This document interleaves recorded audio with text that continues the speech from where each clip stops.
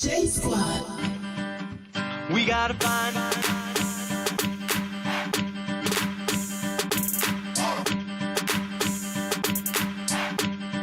Now what do we do? That's the first clue. Now what do we do? That's the first clue. We gotta find.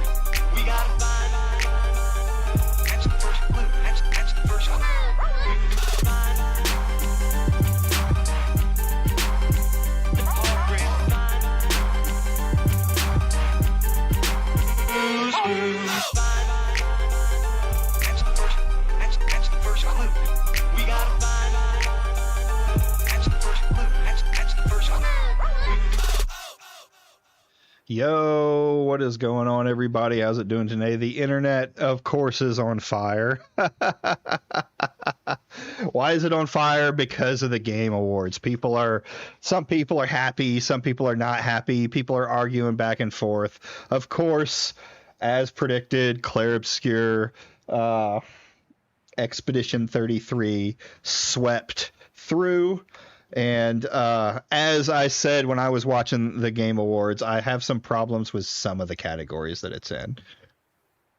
right? Some of the categories I think were not, they shouldn't have been in, or they shouldn't have won in one case.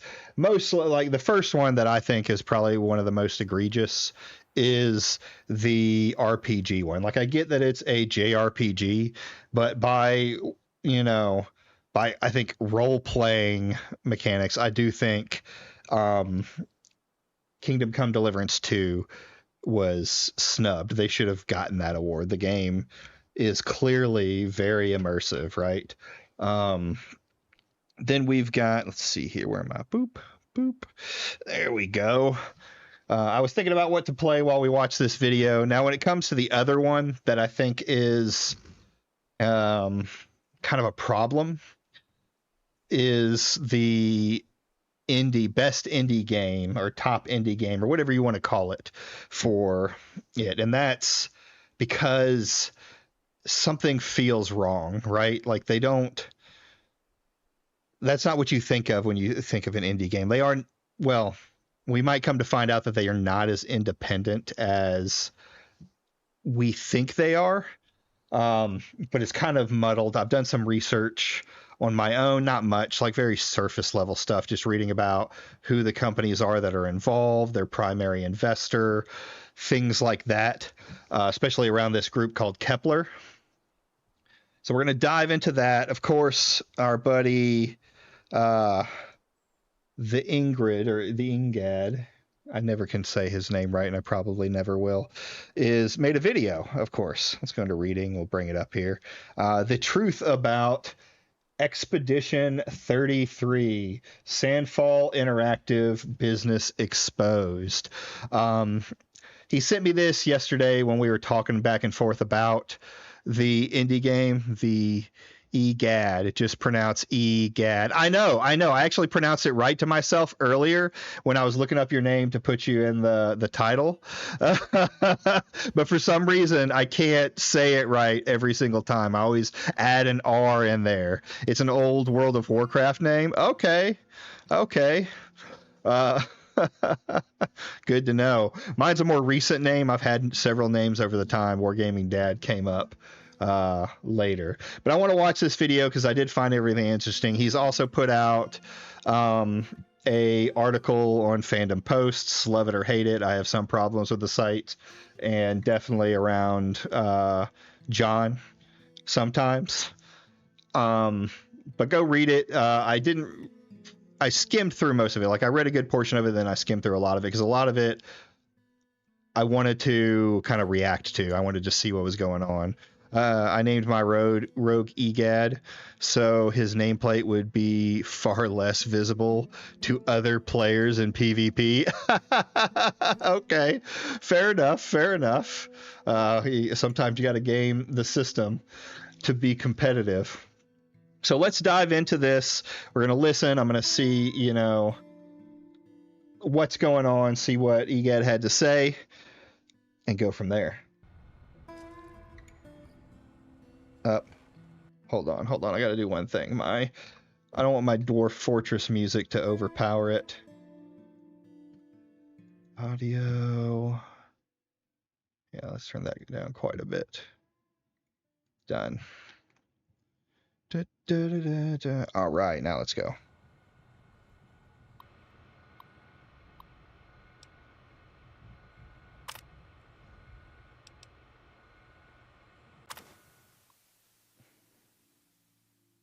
The following video is based off another video by Retro Reports, Whoops. a friend of the channel. He's a man close to the ground, a video game developer who has seen the inner machinery of this industry firsthand. In his video, he offered an internal account of the video game industry, foregrounding the business mechanics that often remain obscured beneath layers of consumer spectacle. Drawing on his first-hand experience as a developer and supplementing it with such empirical data as could be obtained, his aim was not merely to inform, but to illuminate, specifically to bring to light those aspects of the industry that are habitually neglected or rendered invisible by prevailing discourse. The content he presented was, in my view, both compelling and necessary, and thus I have taken it upon myself Why to does it keep assist in doing the that? further dissemination of this knowledge, refracted through the prism of my own rhetorical performance and platform. And so let us turn our attention to the business and marketing dynamics behind Expedition 33, a topic that will no doubt be eclipsed by the sensational acclaim surrounding the game itself. Expedition 33 is by most accounts emerged as an overnight sensation, a French deployed RPG, or JRPG is it, that seemingly materialized from obscurity to sell over 2 million copies in just 2 weeks.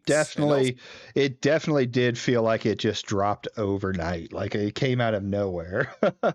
There was like the couple of marketing things, and then the game came out.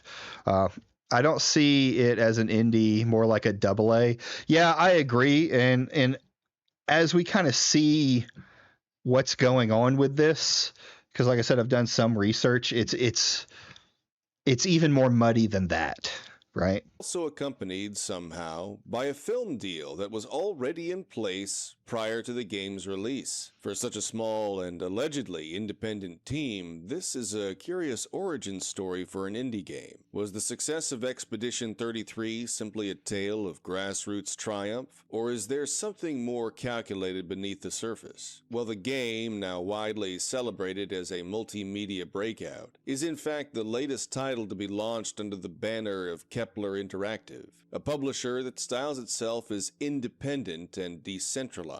But what many may not realize is that this is neither Kepler's first critical success, nor even its first film adaptation, and so a pattern arises here and bears closer scrutiny. In February of 2022, Kepler Interactive published Sifu, a video game that achieved both critical and commercial success, and much like Expedition 33, Sifu was followed by a film adaptation deal. Also, Expedition 33 winning everything is The Last of Us 2 all over again. I don't think I even watched that Game Awards at the time, but I mean, I suppose it also has, Kamoji mentioned it in Discord, but it really has the feeling of Dave the Diver too, which is definitely not an indie game, but because it has that particular look, it falls under it. I didn't know about Sifu. I guess it just wasn't on my radar at all at the time that it came out. Story Kitchen, though in that case, the agreement materialized 10 months post-release. A deviation in timing, perhaps, but not in pattern. This repetition raises a question: who exactly is Kepler Interactive? And how exactly has this ostensibly new player in the games industry attained such leverage? Many articles exist that relay a conventional narrative. Kepler is a decentralized collection of studios, a publisher owned by its developers, and so on and so forth. Much of this coverage remains cursory. Amid the noise, however, two sources stood out. A 2021 article from the website kakuchopure.com entitled "Kepler Interactive is a Singapore-based global publisher run by super game developers," offers a succinct overview of the company's structure and ambitions. It observes, "The last time we heard of a publishing company run by game developers was back in 2003. It came out and fizzled after a year or so of hype. Hopefully, Kepler Interactive and its motley don't fall for the same trap and actually keep word on their promised titles." This branding, Kepler as a developer-led, co-owned indie publisher, naturally appeals to creatives who seek artistic freedom without the line. It sounds so much like this group of indie games brought together under the one banner of Kepler. It sounds like a co-op. It just, it sounds good on paper, but I wonder what the execution of it could look like. Ugh, that's not going to work. Okay.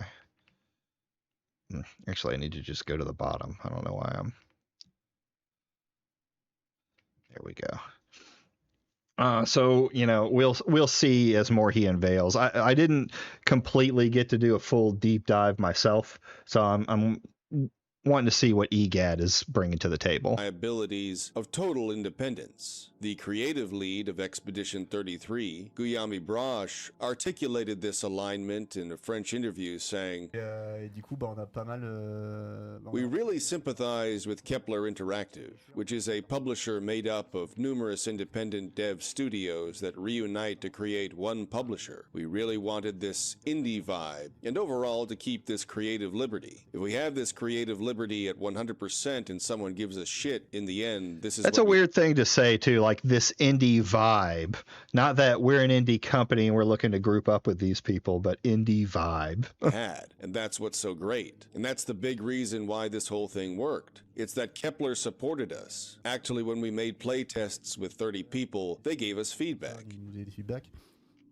The ethos described here is one of autonomy undergirded by structure, the illusion of independence, buttressed by an infrastructure sophisticated enough to run coordinated user testing and early feedback loops. And what we find then is not quite a return to the romanticized auteur model of indie development, nor the totalizing grip of corporate oversight, but a hybrid form, a curated independence, facilitated by a publisher that remains agile in its rhetoric while quietly securing movie deals and multi-million-dollar launches. Such arrangements are not unprecedented. Indeed, they bear resemblance to what other industries have long perfected, the branding of creative freedom, even rebellion, as a commercially viable identity, an identity made palatable to both consumers and investors. Whether this is liberation or simply a clever repackaging of control is a question that deserves more attention than it typically receives. Think of it this way: calling Expedition 33 an indie hit is a bit like calling Rebecca Black's viral YouTube fame a grassroots phenomenon. Sure, the video was uploaded like any other YouTube video would be. Jesus Christ, you just made me feel old. Oh, man. Man, that brings back some memories. But yeah, it's the breadth of indie is so wide now, right? You've got the one guy who's typing away at his computer and makes a hit game, or even a game that does fairly well. And then you have, say, like, to use an example of a game that I like, Arc Raiders and oh god, what's the name of the company? Jesus Christ, why can't I remember it? I just turned 38, in fact. Oh, good. I'm not the only one. I'm not sure others may know that reference, but Friday.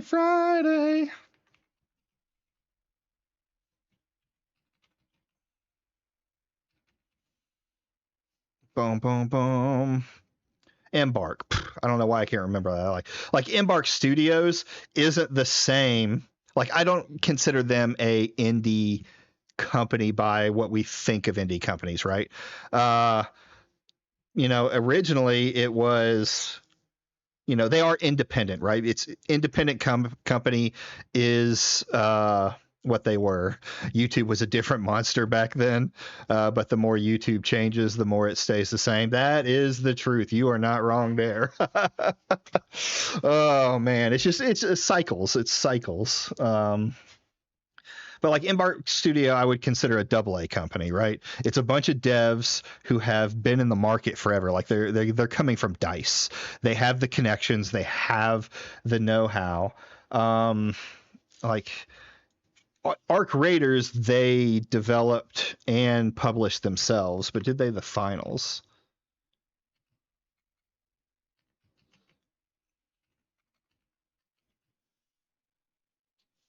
I can't even spell today. Let's see here. Finals.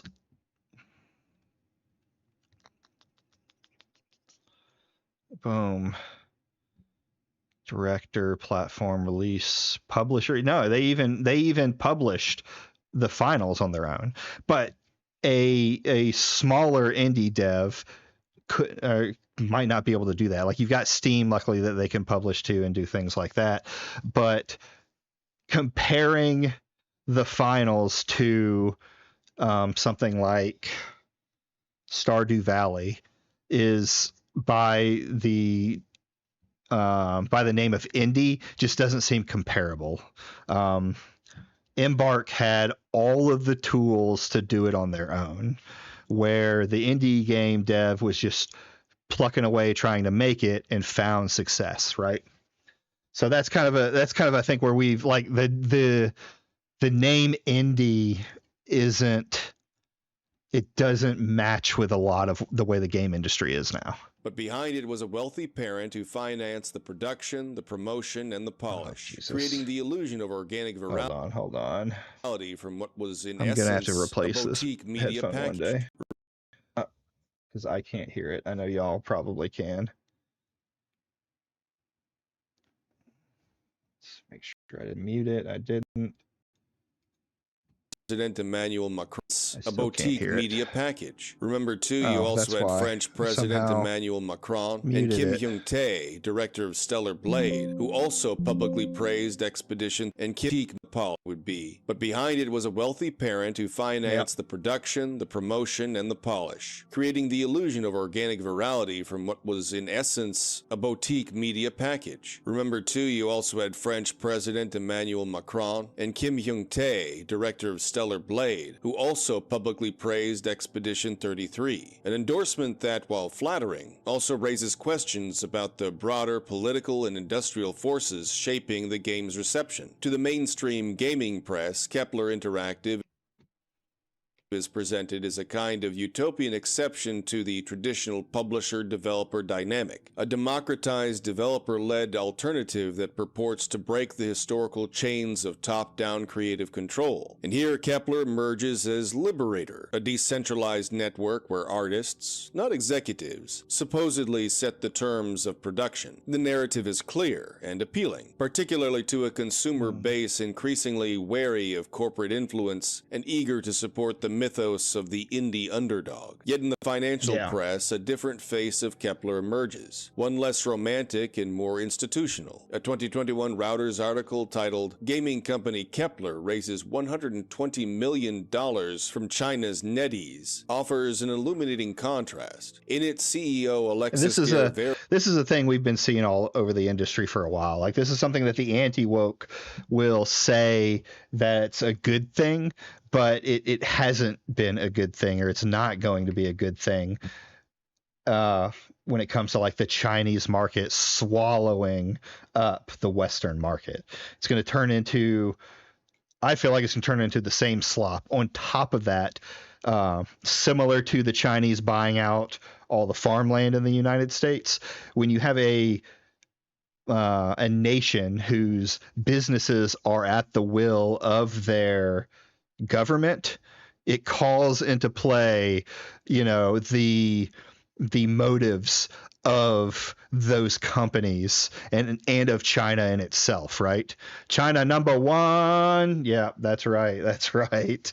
So yeah, seeing NetEase in it immediately started to fire off bells in my head. Varian describes Kepler's internal governance structure. We have a studio committee which meets on a weekly basis. They get involved in major company decisions, but they don't get involved in individual studio decisions, so the studios remain independent. It is a carefully worded arrangement. Studios are independent, but that of course is provided their autonomy does not conflict with the collective strategic direction, an architecture of freedom framed within the polite margins of capital efficiency. The article goes on to draw a direct comparison with Sweden's Embracer Group, another conglomerate that purchased smaller studios while allowing them nominal operational freedom. This model, Reuters notes approvingly, helped Embracer become Europe's largest video game company. The implication is clear. Creative liberty, when properly managed, is not only compatible with aggressive corporate scaling, it is a selling point. Here then is the dual mythology of Kepler Interactive.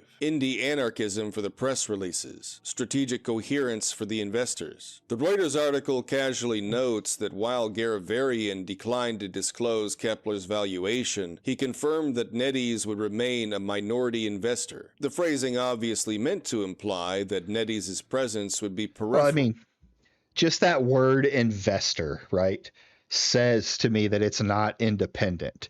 NetEase is an investor in Kepler, and Sandfall is one of the companies that has become a part of Kepler, right? So by that nature, they have investors that they have to please, and at some point, you know, NetEase can step in and say, you know, this doesn't look like it's going the way we want it to. We don't like this. We should do this. They don't have majority, but how much is the minority share that they have? Is it like, you know, 51 to 45, or is it something different that I hadn't found out or seen anything about? Western fans must save Western culture. Also, Western fans simp for Asian and foreign entertainment, right? Like you can enjoy foreign entertainment, right? Like Black Myth Wukong. You can enjoy that game, or even Stellar Blade, and realize that these Eastern companies, especially from, you know, fascist or communist nations, coming in and buying out companies in the West is a problem. Not a directive. Now, who exactly is Alexis Garavarian, the architect behind Kepler's hybrid model of indie aesthetics and global capital? To summarize him, one might quote a longtime associate. He's not on LinkedIn because he's a secretive little French man. Quip aside, Garavarian's resume reads like a compressed history of the industry's convergence between East and West, indie and corporate. He began at Ubisoft in 2008 as part of their partners team, then moved in 2012 to Microsoft's Xbox division, where he worked on first-party and indie developer relations. In 2015, he joined Tencent's investment arm, helping bring independent games into China through its Wii game service. Helping to put independent games into China for their Wii service. Yeah, I already don't like how this sounds. This eastward turn would shape the next phase of his career. In 2017, Garavarian co-founded Kowloon Knights, a $100 million global games fund, along with Jay Chi, Lindsay Rostel, Ryan Payton, and Sam Lee. A lean operation, just 10 employees, but its financial footprint is far more substantial. According to a 2020 Game Daily article, Garavarian's experience with Tencent and Xbox created a continuity between independent developer support and multinational strategy. Garavarian's experience in the East should prove valuable for indies as well, the article states. The name Kowloon Knights is indicative of the Asian influence in the fund. Not only is it a reference to Hong Kong's Kowloon City, but the primary source of money is a group of undisclosed investors in Asia, which Garavarian believes are more risk tolerant. There's something revealing in the industry's preferred Hold on, let's go back to that. City, but the primary source in the fund. Not only is it a reference to Hong Kong's Kowloon City, but the primary source of money is a group of undisclosed investors in Asia, which Garavarian believes are more risk tolerant. There's something revealing in the industry's preferred archetype of patronage, anonymity coupled with risk tolerance. The ideal financier in this scheme is not the meddling executive or the meddlesome marketer, but the invisible underwriter, the quiet presence who funds creative freedom while abstaining from direct interference, at least overtly. It is a theology of capital in which providence never interferes with free will, though it always guides it. This ideology is not articulated explicitly, but it is encoded in the careers of those like Yami Broche and Alexis Garavarian, whose resumes trace a path through the connective tissue of transnational capital. Garavarian in particular presents a case study in the new technocratic independence, a mode of development wherein autonomy is never quite severed from the umbilical cord of investment. His progression from Xbox to Tencent to Kepler Interactive charts a vision of indie production that is meticulously scaffolded by institutions of global finance and platform governance. To say that Garavarian once worked at Tencent is not merely to furnish a CV detail. It is to recognize a deeper infrastructure of alignment. That Sifu and Expedition 33 found commercial success not only... It's pretty much, you know, taking over the industry through like hidden investors while using, I mean, he said it, using the guise of being independent. You'll be able to, you know, make the games you want to make. But when's going to get to the point that, you know, if one of these companies makes a bad game, like a real flop, that the other companies are going to come in and start saying something, because they're all under Kepler publishing this stuff. So they all have a, what is it called? They all have a, I can't word today. I can't word any day, but a dog in the fight, right? They all have a stake in Kepler doing well. So when do the other companies start doing the same thing to each other? Have an interest. Yeah. Oh, stake is better. Yeah. I think that was all I was looking for.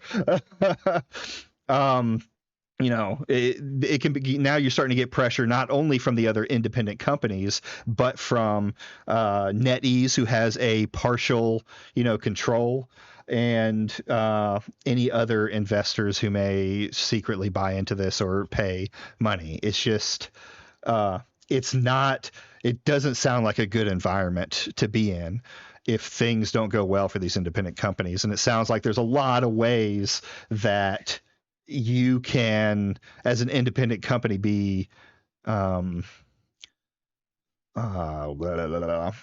be pressured to do certain things, right? In the Western markets, but also in China, is unlikely to be explained solely by genre appeal or marketing prowess. If we are dissuaded from naming structural advantages for fear of seeming conspiratorial, we should instead ask, why is that explanation so persistently discouraged? The point is not that performance in the Chinese market indicates covert manipulation. Rather, it illustrates that independent success frequently emerges from conditions that are anything but. These games do not arrive by accident. They are not simply found. They are positioned. One such axis of positioning is Microsoft's Game Pass, where Expedition 33 launched, a seemingly minor footnote unless one considers the architecture of visibility that undergirds modern game discovery. A game-side pass launch is not the indie equivalent of a roadside fruit stand. It is an entrance into a curated retail cathedral. Inclusion signals alignment not just with quality, but with the strategic goals of the platform itself. Behind this carefully engineered visibility stands a scaffolding of investment networks, and at its center, figures like Jay Chi, co-founder of Kowloon Knights, and according to industry consensus, one of its primary financiers. Chi's public resume centers on his current role at Makers Fund, a venture capital group so entangled in the gaming sector that enumerating its full reach would be less an appendix than a treatise. But as with so many actors in this space,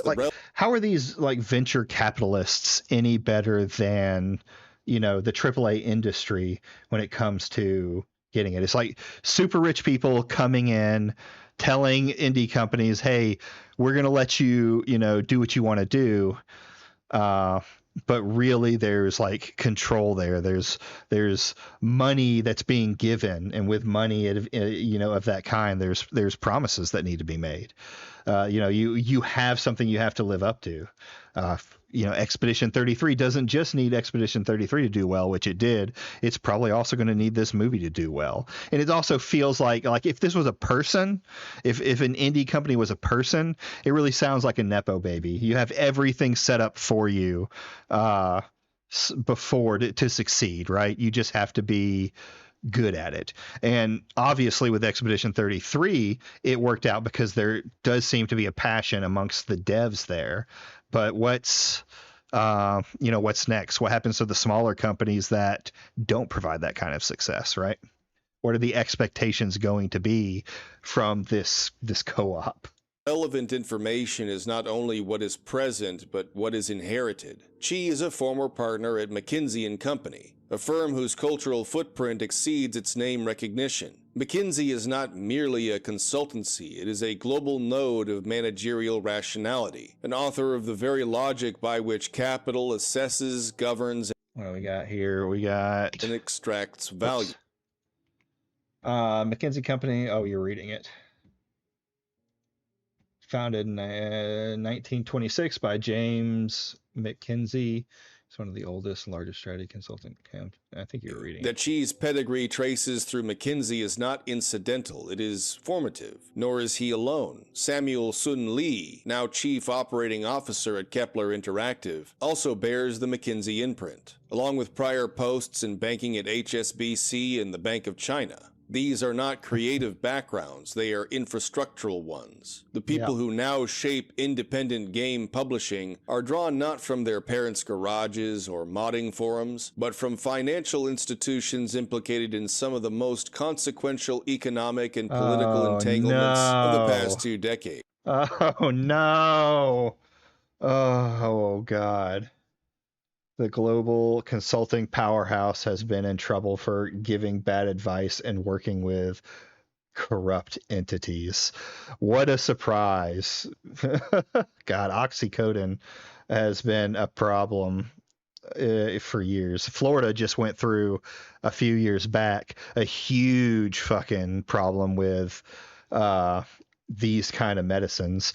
I remember working at a pharmacy, and you would see what we called cocktail prescriptions, where someone would come in from a doctor's office with a prescription for the max dose of Loratabs and the max dose of Xanax. Two drugs that have been proven now that they cause damage to you when used together. And there were so many. I feel like there were a ton of doctors that were taken down as just milling out these drugs. I think Florida was the pill popping nation or pill popping state of the United States. These are not merely financiers, they are architects of the present economic order. That their hands now guide the direction of ostensibly independent gaming should not be surprising, but it should not go unnoted. One final architect worth recovering, now scrubbed from the foreground of public discourse, is the Fairchild Initiative, once a prominent feature of the Kowloon Knights website. Though it has since faded into digital obscurity, its ideological function remains potent. My name is Kendall Deacon Davis. Finances like Jeffrey Epstein. That is very true. Super rich people financing things all over the place. And I'll say the idea of the person in their basement doesn't match up with these venture capitalists, these super rich investors coming in, which good to see you, Nazmir. It's been a long time. We've missed you on here. It isn't the same. Like we've almost gone back to the indie industry has gone back to like a guy in his basement coding up a game. We've seen games like Undertale and stuff like that come out and have great audiences and people doing working on games for years by themselves. They're failures, out there, which is happens in the gaming industry all the time. But pretending that this is the same thing, that this is somehow indie when it's really not. Like the more you explain it, the less indie it is. When investors drop money on something, they're expecting payback, right? They're saying they're not going to get incredibly involved, but how long does that happen? It harkens back to the days of EA buying out all of these companies or all these dev teams, and then when their game doesn't produce what they wanted it to, closing them down. If the money stops, what are these companies going to do, right? I am an advisor with Kowloon. Hopefully, the hope is to get big enough so you can be like someone like Embark, who published themselves. But even then, I'm hesitant to say anything about that, like they are truly independent, because if they publish their own games, where did the money come from? It definitely wasn't them pounding out Arc Raiders in a basement somewhere. There had to be where is the investment coming from? Which I'm dumb to all that. Knights. And I'm going to give a talk that's going to give you a little bit of context around who Kowloon Knights is, We also have something called the Fairchild Initiative, which is a diversity endeavor targeted at Black developers. Kowloon is a global games fund, so we have a team distributed around the world, and we're dedicated to enabling independent. A global games fund.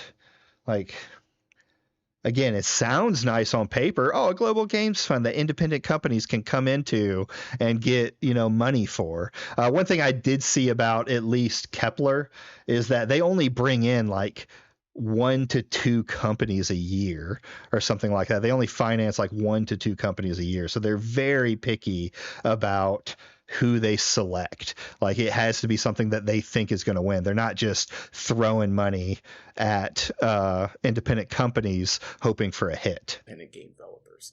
Normally, publishing and funding have been tightly coupled in the history of the industry, and that creates a very inequitable relationship for the developer, for the studio, as they're trying to get a game made. They don't have much leverage. So we want to tilt the playing field, and we want to tilt the very context of how funding happens for games. So what that means is we are focused on empowering the developer, number one. We want to look for really strong creative visions with distinct style and a distinct voice. And we want to empower those people. We are a global games fund. We are independent. We're not connected to any publishers. We exist as a place where developers can go to receive funding and receive project financing. This is such a good thing. Like, I want to start a game company now. Publisher relationship, and we really believe that that's a formula and a pathway that's going to create better games. So diversity has always been an implicit goal for Kowloon Knights. The makeup of our team is diverse. The teams that we fund are diverse. It's something that we've always been looking for, because we believe that the more diverse voices that are. You want to start a game company now? Are you diverse enough, Wargaming Dad? Well, I'm about as white as they come. So probably not. And I've been called wokey enough, so I guess so. Supported, the more interesting titles get made. Number one, that is going to mean, I think, just better games that get released, period. But also what it's going to mean is it's going to start shifting the subject matter, the tone, the types of representation that we see within the industry, and that's really important. And it's a mission that everyone on our team holds incredibly near and dear.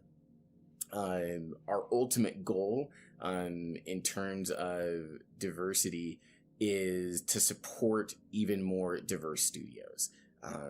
We want to invest in projects that will lead to studios being created and those studios having demonstrable, sustainable success. And the Fairchild Initiative, which is specifically for Black creators, what we want is we want a good game to result in a studio being built and a culture of diversity, an amazing creative culture that can hire in interesting, diverse people, and that can grow over time. We believe that successful studios led by Black creators are going to have hiring practices and culture and environment that does help to tilt the scales in terms of the industry's demographic makeup. That's really, I can't say it any better than that. That's really why the Fairchild Initiative exists. The Fairchild Initiative is a $2 million allocation of our fund, and that is dedicated towards finding Black creators, Black owned and Black led studios, and then trying to go down the path that I just laid out. So while we are not a publisher, we can work behind the scenes to help developers reach success. But we will be, our whole team will be ready, available, studio gatekeeping. I do agree. Like I get the idea behind the diversity stuff, right? You're wanting to, help people that don't have the means to necessarily help themselves, right? You talk about like the Black community in the United States. the vast majority tend to be poorer, right? So they don't have the opportunities coming up. Their schools are worse. Them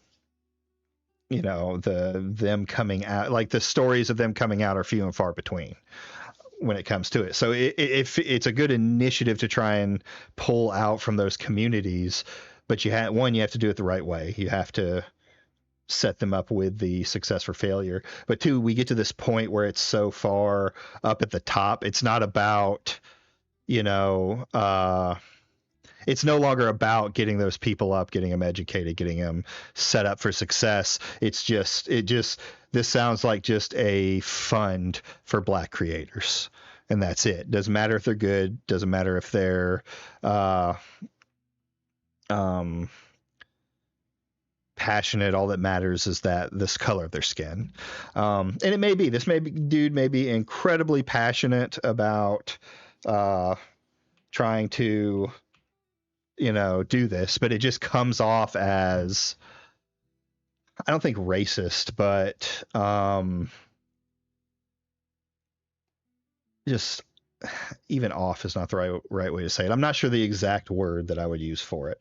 It doesn't sound like it's actually trying to help.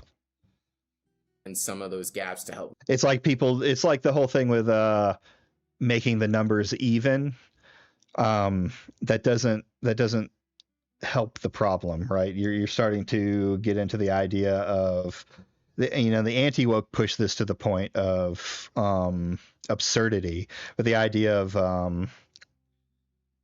of quality people, someone gets picked over someone who is more qualified for the job because of the color of their skin, right?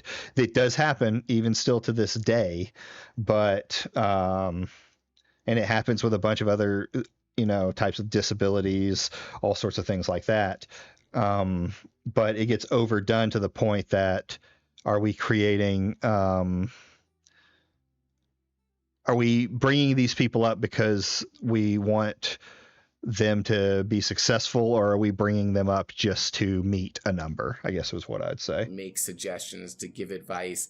I know, very anti-woke statement. A developer might need in order to get a game across the finish line, in order to release a good game, a game that's received well by players, and that will lead to the building of a sustainably successful studio. What we're hoping to do is to help enable developers, Black developers, to take a strong step forward. And the more of those steps that get taken, the journey of 1,000 miles starts with a single step, and each step that gets taken that starts to change the makeup of the world is something that we really, really believe in. And the Fairchild Initiative is our first step there. Indeed, Kowloon Knights is a known proponent of DEI, diversity, equity, and inclusion initiatives. But they're far from alone. Another key advocate behind Expedition 33 is, surprisingly, or perhaps not, the French government itself. More specifically, the regional authorities of the Occitanie and the National Film and Arts Board, the CNC, National Center for Cinema and Animation. Let us begin with the Occitanie region, a county in southern France stretching from the Pyrenees Mountains to the Mediterranean coast. Known for its picturesque tourism, Occitanie has, in recent years, recast itself as an emerging industrial and tech zone under the leadership of Carole Delga, a Socialist Party member and president of the region since 2016. In an official promotional article titled Occitanie, Land of Success for the Video Game Industry, the article says, with 1,500 jobs and 125 companies located in Occitanie, the video game sector is fully aligned with this proactive policy. To enable its development, the region supports local businesses through individual grants,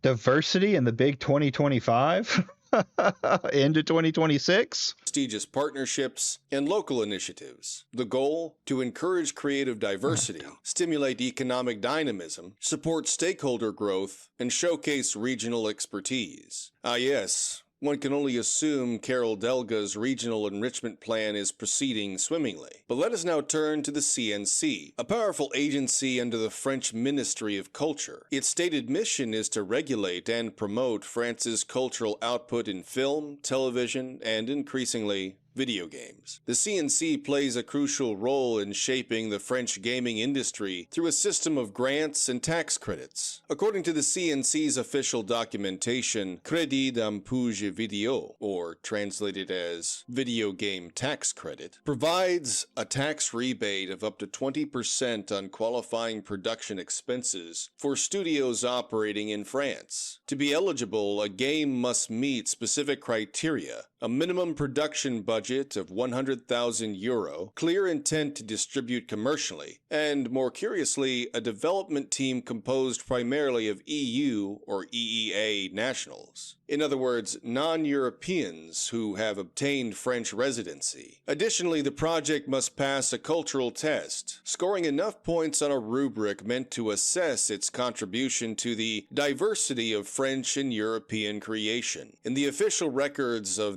Yeah, I mean, this has been these programs, while the diversity programs are, the more common one, they've existed for a long time for different things. Like, yeah, you could say a lot of these diversity ones are, what's the word? Are definitely more restrictive, but there have been ones that are built off of other things. I guess the best one I can think, which was more designed by the government, is fuck me. I hate my brain sometimes. Let me look here.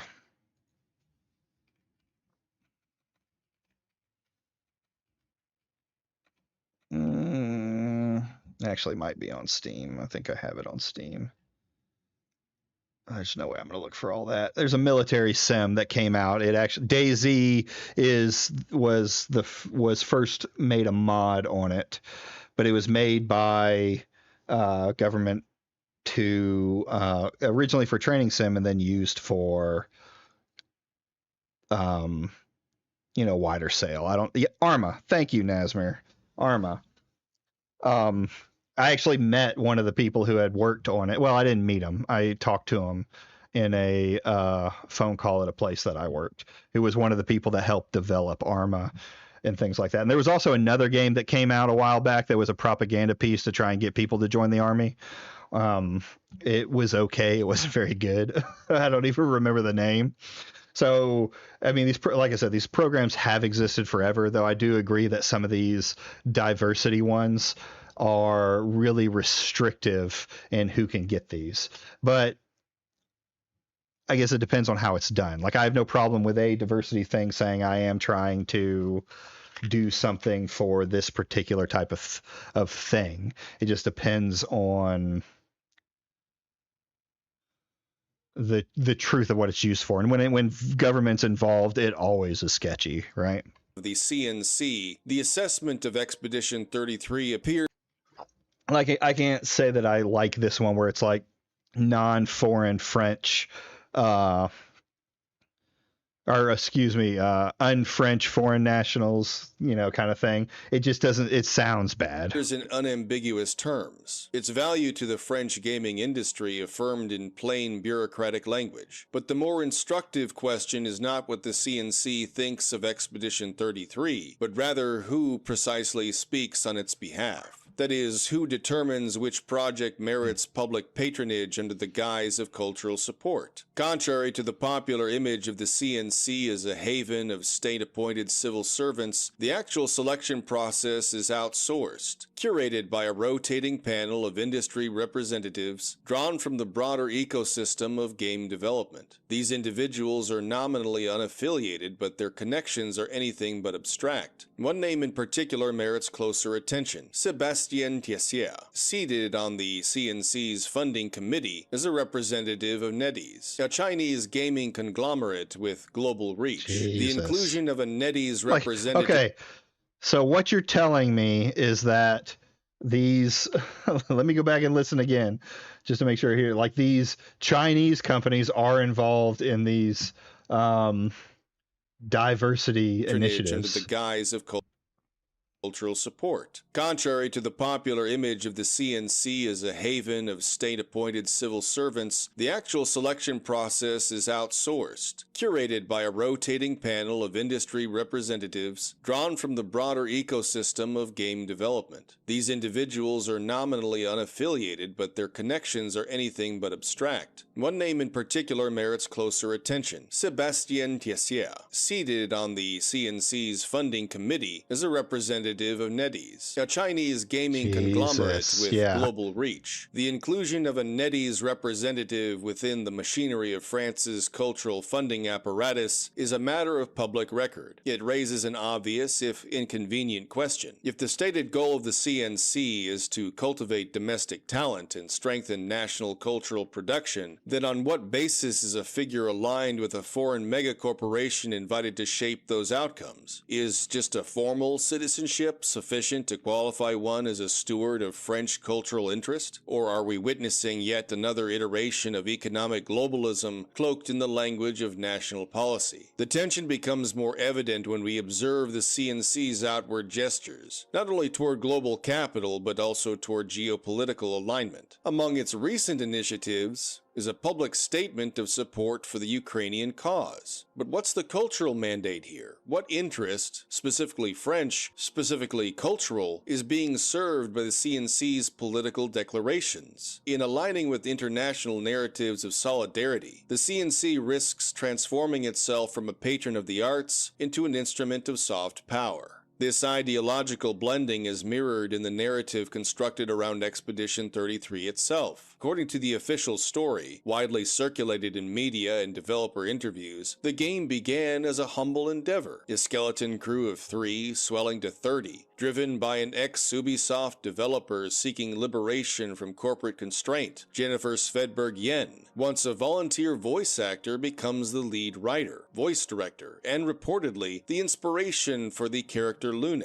It is an uplifting portrait cast in the familiar frame of the indie dream realized, but beneath the romance lies a familiar structure. The idea of the indie team, scrappy, humble, untainted by corporate excess, is belied by industry norms. Even entry-level roles in the indie space often require years of experience, and when we examine the profiles of key team members, the myth of outsider status begins to erode. Take Guillaume Broche, the game's creative lead. His resume is steeped not in rebellion, but in strategy, a history of brand development roles, including prior experience in Shanghai during his tenure at Ubisoft. The language of brand development, often mistaken as a creative or secondary function, is in fact deeply executive. As scholars of marketing note, branding is not merely a cosmetic layer. It is the architecture of identity itself. To develop a brand is to define what a product is, not merely how it is seen. Guillaume Broche is the front-facing CEO of Sandfall Interactive, and the man anointed to bring Clair Obscur to life. On the surface, he is the picture of modern indie genius. But dig a half-inch deeper and you'll find a family portfolio that reads less like humble beginnings and more like the French edition of Succession. Guillaume Broche is the son of Richard Broche, a man with his fingers in 4 highly profitable pies: MBO Plus Investments, Cy Magar Real Estate, SC Broche, likely the Umbrella Corp, and the ever so subtly named Mert Invest. Now, Mert Invest isn't just a family affair, it's a Broche family vehicle. Richard, Guillaume, Alexandra, Adrian, all listed, all in on it. Whatever the French equivalent of a trust fund is, this is it. Guillaume Broche didn't claw his way up from QA testing in some dingy Montreal basement. No, he started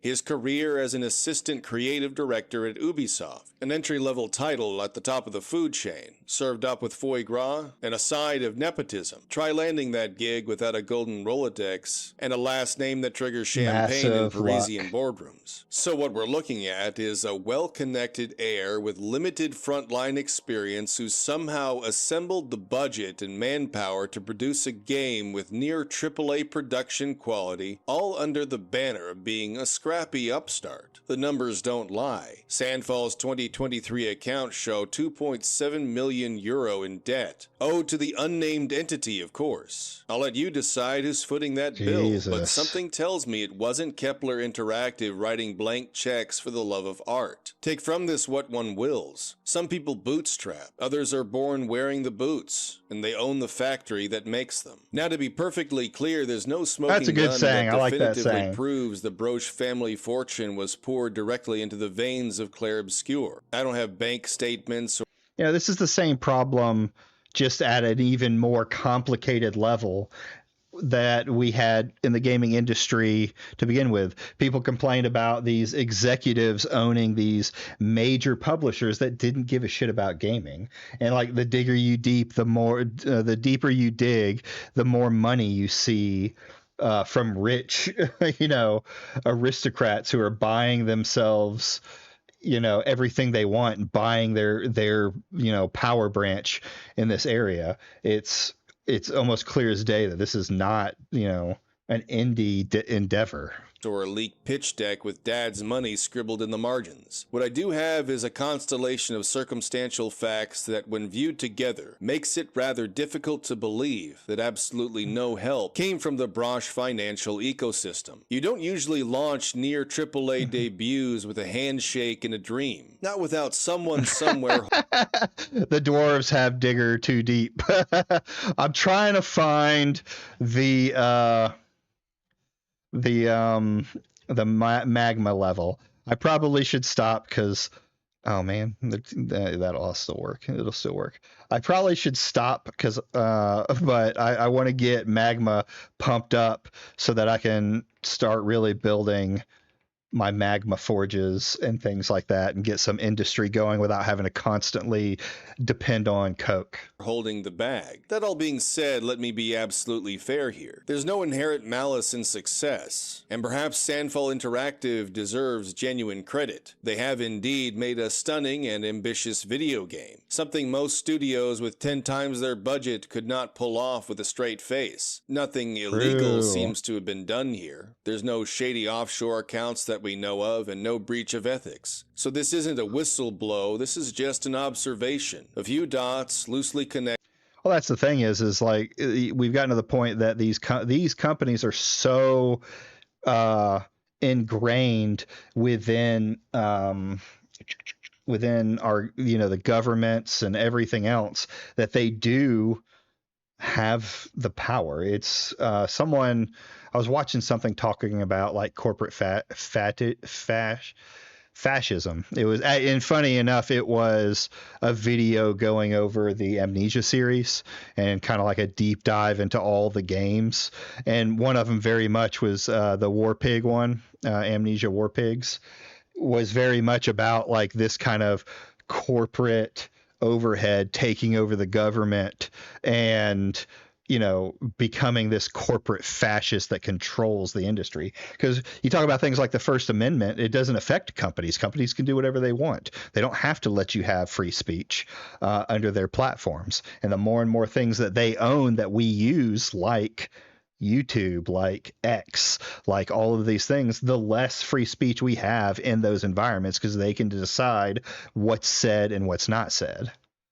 Passed along for those interested in the bigger picture. And honestly, if I had access to that kind of money, I'd use it too. No shame in leveraging your advantages to chase your dreams. Hell, if I had an uncle who ran 4 investment firms, I wouldn't even be writing this. I'd be busy pursuing my own big project. So let's respect Sandfall Interactive where that's due. But let's also not pretend that this project was built on ramen noodles and bootstrap grit alone. With all this in mind, Expedition 33 appears less as an insurgent cultural product and more as a calculated synthesis of indie aesthetics and global market sensibilities. Its genre classification, voice direction, narrative structure, and funding apparatus are all shaped by forces that transcend national boundaries, even as they are publicly framed as domestically driven. Public funds underwriting projects whose ultimate loyalties lie not with the nation itself, but with the the global flows of capital, branding, and influence. And so, when seeking to understand the ideological contours of so-called wokeness in contemporary video games, one must resist the temptation to interpret it merely as the repetition of aesthetic patterns or narrative tropes. Rather, we ought to attend to the institutional self-descriptions, the ethical frameworks and corporate mission statements that shape what is presented as normative. This is the veneer we must look beyond regarding Sandfall Interactive and Expedition 33. Their commitment to a vision of France not as a bounded national polity, but as an open international space that reflects broader political theological commitments. Diversity, then, is not simply a visual motif, but a sacramental sign of a new social imaginary, one in which identity is no longer tethered to historical rootedness, but to mobility and inclusion. Likewise, Latina Parfait, the changes observed in the Oblivion remake cannot be adequately accounted for by aesthetic preference alone. They become legible only in light of Microsoft's adherence to diversity, equity, and inclusion mandates.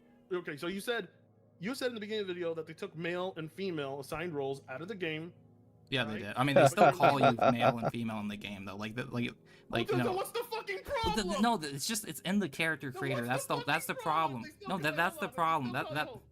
Why wouldn't they just leave it as it is then? That's the whole point. If I had it my way, I would have male and female. Why? So that it doesn't upset people. That's why, because things like this upset people. And I understand why, because people don't want to see gender removed. They don't want to see the overarching progressive themes. No, they don't have. Yeah, I'll stick to my guns when it comes to this one.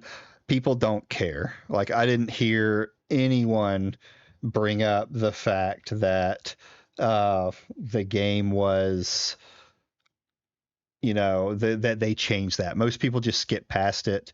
Is it for diversity, equity, and inclusion and all that fun jazz? Sure, absolutely. But this idea that the average person gave a shit about the Starfield pronouns just isn't a thing. At least amongst the normal population, the average population versus the people who are online. Have to say it. That's the thing. They don't have to fucking say it. They don't have to say it, so you can just put words in their mouth? No, it's not putting. It's reading between the fucking lines. It's reading between the fucking lines, you retard. It's literally reading. You're assuming. You're putting words in their mouth. Nobody's putting words into their mouth. You can notice the patterns. It's called fucking pattern recognition. You fucking. Oh idiot. God! Like, listen. I've said this before, like pattern recognition is a thing people can use, right? But without diving down to like further evidence, which I think Egad has done here, you know, in the in Sandfall being, you know, not a independent game. You know, clearly it's not an independent game. But just saying pattern recognition is the blue hair theory. We get to the point where the blue hair means that they're woke and birds don't exist, right? Holy shit, bro. Like come on, man. Yeah, pattern recognition. And yes, this is the only reason they add body types to games or any other progressive bullshit to games, to appease woke dipshits, like I said, for those virtue signal points. Later on in the call, he's going to say, how do I know it's woke? Do I have the written documentation, dude? Source? Like, dude, do you have the source? I mean, here's the thing is you can definitely say it's woke, right? I don't deny that. It is to be inclusive. Otherwise, it wouldn't really matter. My argument is that that doesn't matter, at least to the majority of people. Source? Okay, why did they remove? Why did you know? You want to go into like you could say diversity that matters is, and I say it's like the only example that I can seem to find, because Concord is, while it had the diversity in it, sure, and the character writing was fucking terrible, that's not why Concord failed. It could have been if all the other factors didn't come into it. And people are going to say, well, you know, it would have been a better game because the wokies wouldn't have made it. And I was like, well, there's no way to tell that. There are woke games that have done well. Then I forget where I was going with this. So, but you look at something like Dragon Age Veilguard, there are clear signs of like going over the edge, like being preachy to you and different things. Like I clearly think that game is trying to ham-fistedly preach a message to you, especially when I can go back to Dragon Age Inquisition, which is by our standards a woke game too, because there is a trans character in it, but it's a much better done than Veilguard will say. There's arguments on whether it's good or not, but it's a much better done version of it than what Veilguard teaches within the world building of Dragon Age. Did they remove fees? How How do much you else? know that? argument How is do that? you know? And yeah, I got it. It's right here. Let's take a look at Virtuous website, which are the people who made the Oblivion remaster. Driven not just by having their names in the credits, but by the smiles they give to millions of gamers. It is also about gaming for good, and that our commitment to education, the environment, diversity can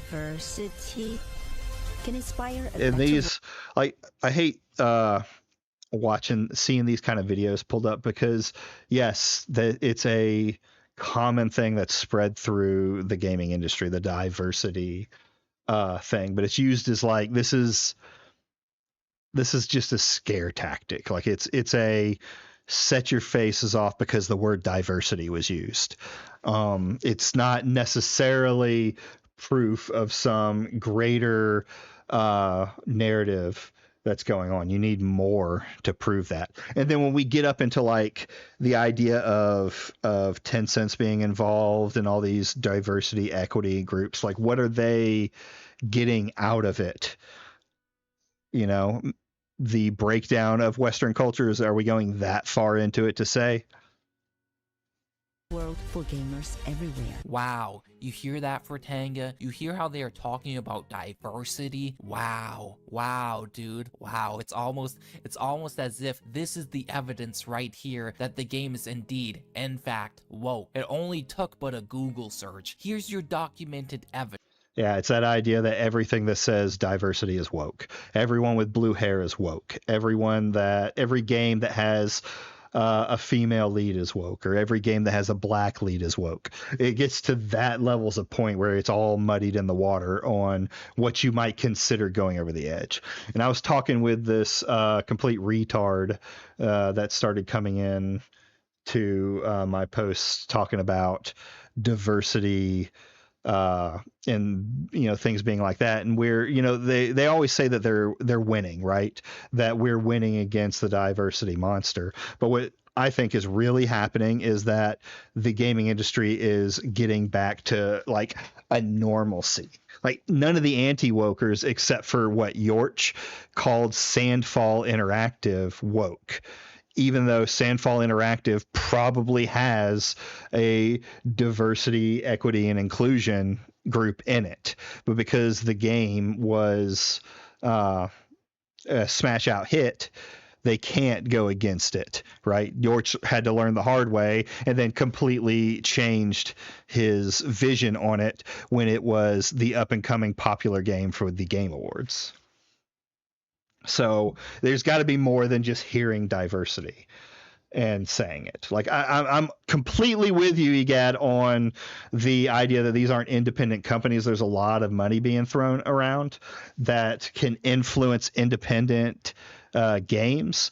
But with even something like Claire Obscure, I don't know why I keep saying the full name, Expedition 33, it's like, what about the diversity, equity things is causing problems with that game? Evidence from their own mouth talking about diversity. There's more, okay? Let's check out who Microsoft's largest shareholders are, okay? Wow, look at that. Vanguard with the most shares. Then right below them, BlackRock with the second most. Wow, it's almost...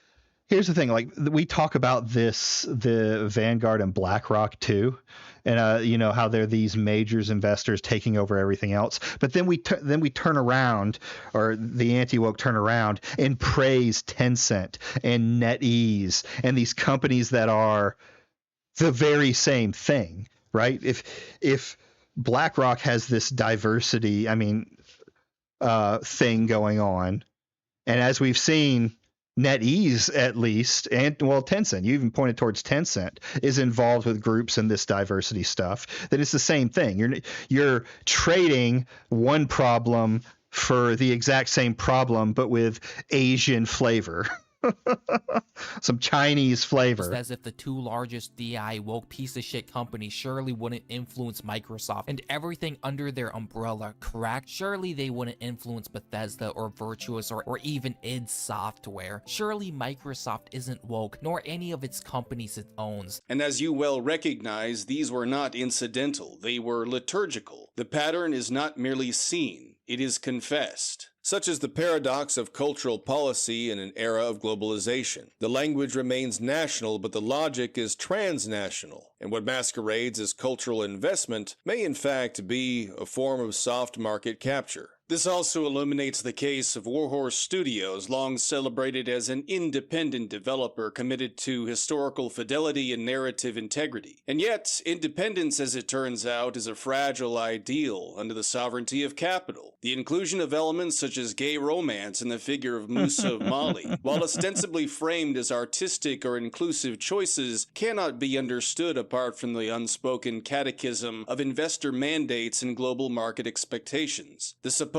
freedom of such studios reveals itself to be a highly curated performance of autonomy, and as a recently translated interview with Daniel Vavra suggests, the pressures of funding and corporate alignment proved more determinative than any declared creative vision. Independence in this case is not the absence of constraint, but the internalization of a new orthodoxy, one shaped less by artistic conviction than by the liturgical demands of cultural capital. In the age of digital fandom and algorithmically tailored content, it is tempting to believe that genre identity emerges organically, shaped from the grassroots by player communities, content creators, and a consensual cultural osmosis. But a video game genre is often not so much discovered as assigned. The decision to brand Expedition 33 as a JRPG, for example, did not spring from fan consensus or the collective murmurs of Reddit speculation. It in fact originated from Guillaume Broche himself, the brand development manager at Sandfall Interactive. In a candid post to Reddit, Broche explained, "Our demo is almost complete. What we lack are the cutscenes being made right now and some voices behind our characters. The game is a 3D modern take on the JRPG genre, with Western-style characters developed on Unreal Engine 4. The game will be heavy on narration, so voices are very important to us. There's no ambiguity here. The JRPG label was not a retrospective classification, but a forward-facing branding decision, made even before the game's completion, before its voice cast was assembled, before players had any say in what it even felt like to play. This is a disclosure worth registering. Expedition 33 is a JRPG not because it organically resembles one, but because it has been presented as one. JRPG.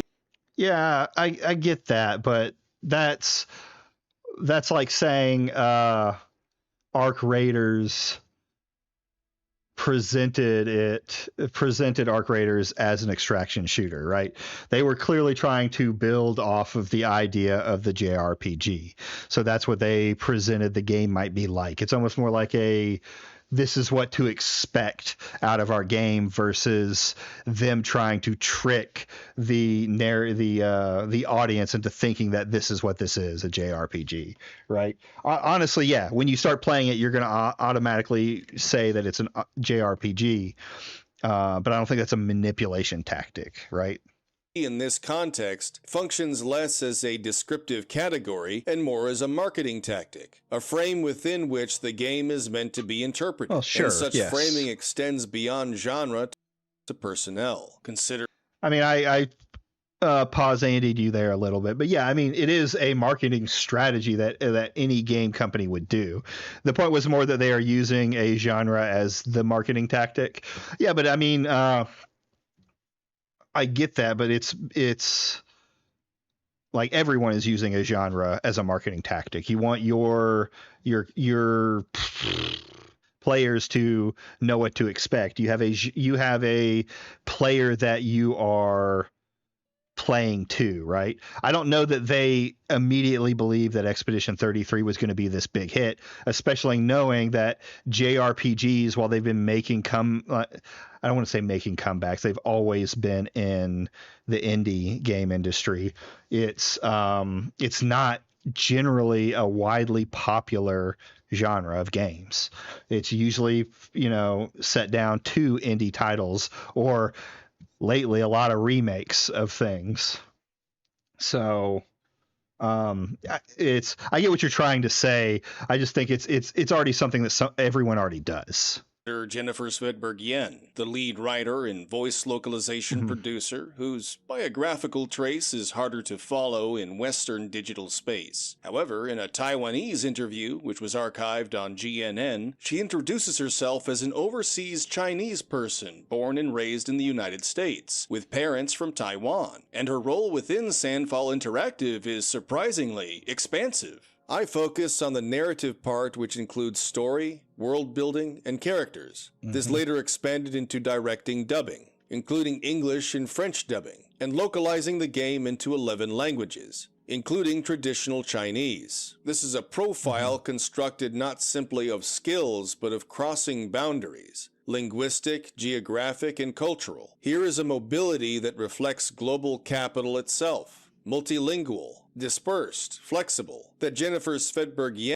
I mean, yeah, this is a good point towards going against that they're independent, right? That they're an independent company when they can hire somebody who will spread the game all over the globe, right? There are, more ways, I think, for indies to get to it now, or a lot of times they just put out in the US and maybe later they can get some translations. But I do feel like translations are more common and less difficult than they are before. But I don't think most indie games are straight out paying for a person to come and do it for them as their job. Yen joined the team in 2020 before the formal founding of the studio, suggests her presence is foundational, even if understated in official press. And yet the most revealing passage comes buried, somewhat apologetically, in the final. She is also an investor. I think I mentioned that too, but notice these people are all involved in marketing or finance first and creative second. Yeah, I absolutely agree with you on it. Someone with language, I mean, yeah, as them being an investor, you would think that they would be more into the language side of it than the investing. So it becomes like this line of investors who really are going to just be more about profit than they are about actually being passionate about the game. And, the devs involved with Expedition 33, the people who are designing it, the artists, the things like that, may very well be the passionate about what they're making. I absolutely agree that. Holy crap, I just got a caravan. But that doesn't automatically make it an indie, a startup indie from the ground up. Third of the article, where Svedberg-Yen reflects on the team's lack of traditional game development experience. We are a young team. Many of us are getting into gaming for the first time. I have been an investor for most of my life. I am a private equity investor. Yeah, there it is. There it is. I pause Andy you again. And previously worked in Hong Kong. It is here that the ideology. I mean, this is just a copy and paste of what happened in the Western industry, where gaming started making money, and then suddenly investors and corporate entities wanted to start taking over the industry because, I mean, look at it. It's way more money than, the movie industry. I mean, a lot of that does have to do with mobile games and things like that, gotcha mechanics, especially out of China, but it's still a massive endeavor and lots of money to get into. Logical underpinnings of. These are the same people that were looking at gaming when they were a kid and being, or in their adult life and being like, you're a kid, you're not a kid anymore. You should be doing something with your life. I invest. I'm making money.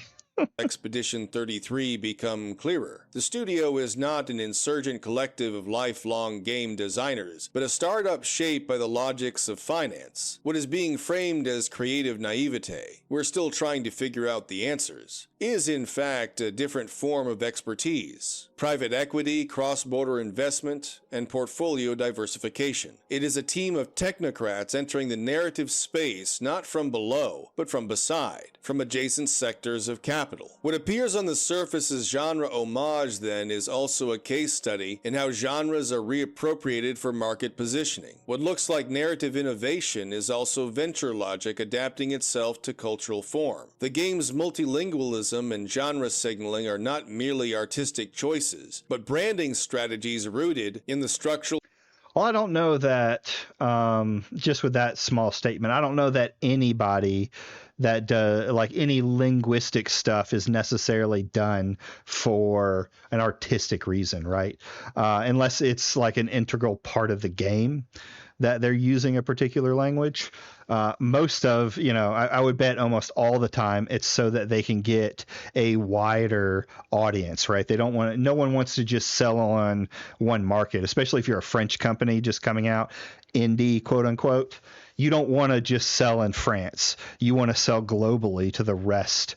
And that includes the Chinese market. I remember when all of the Western companies were trying to appeal to a Eastern market, and they failed to break into that market.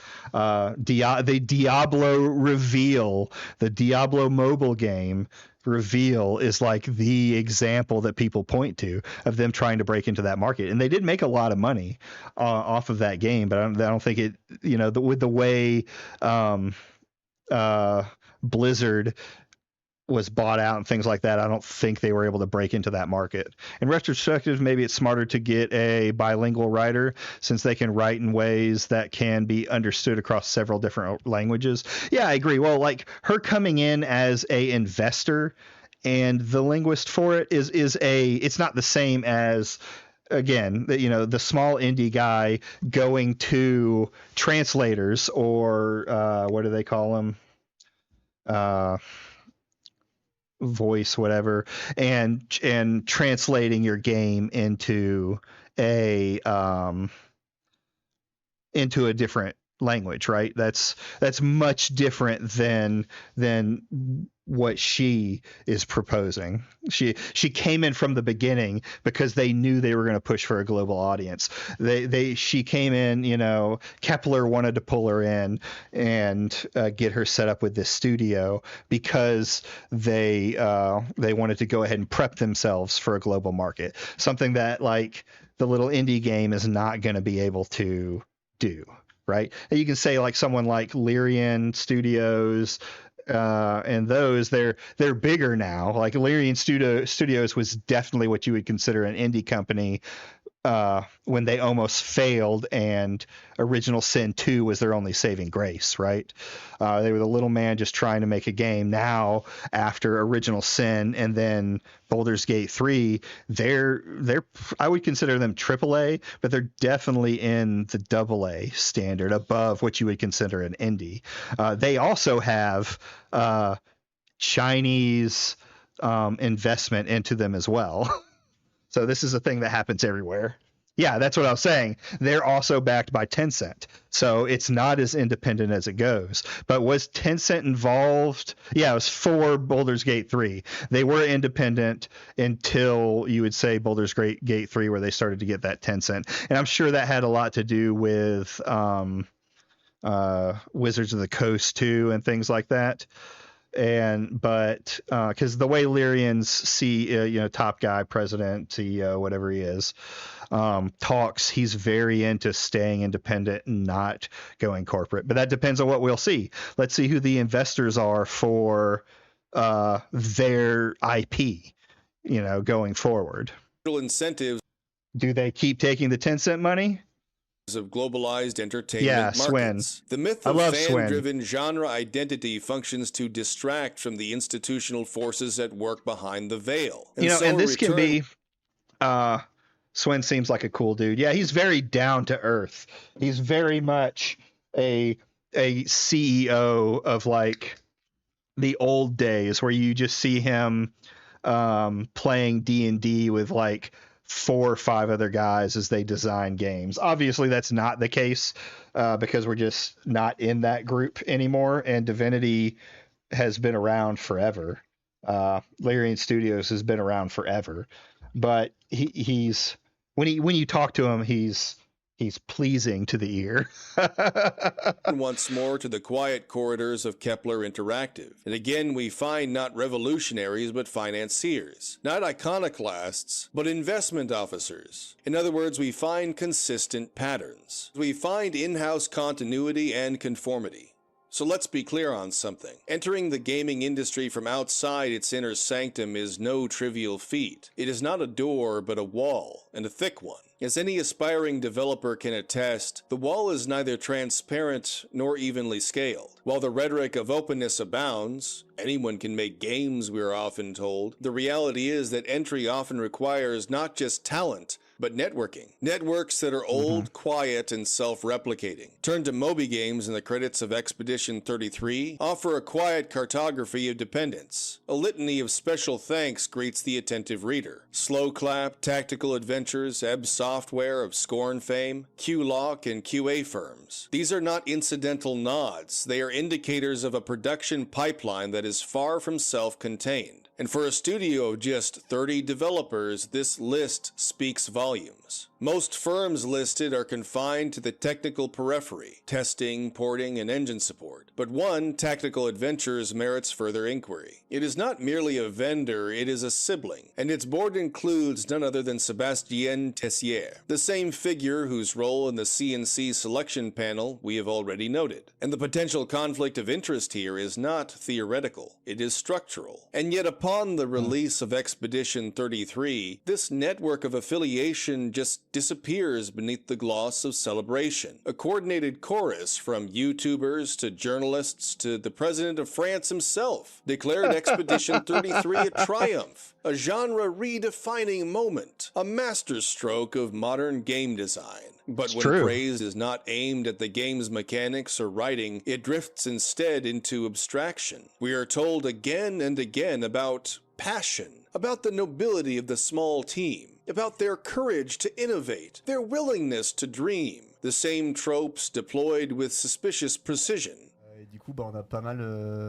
We really sympathize with Kepler Interactive, which is a publisher made up of numerous independent dev studios that reunite to create one publisher. We really wanted this indie vibe, and overall to keep this creative liberty. Indie here functions not as a descriptor, but as a credential, a rhetorical device that absolves scrutiny. One might be forgiven for imagining this narrative emerged organically. Well, it's like, and you think about it, like these smaller dev teams, right? We'll call them smaller dev teams.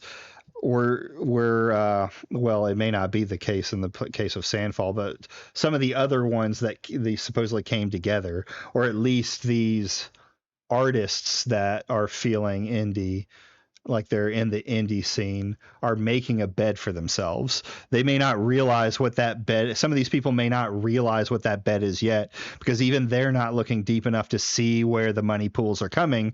They're just happy the money pools are coming in. And I mean, it's gonna lead to a time, I feel like, where people are going to be complaining, like if this Eastern market keeps taking over, the games are going to get worse, and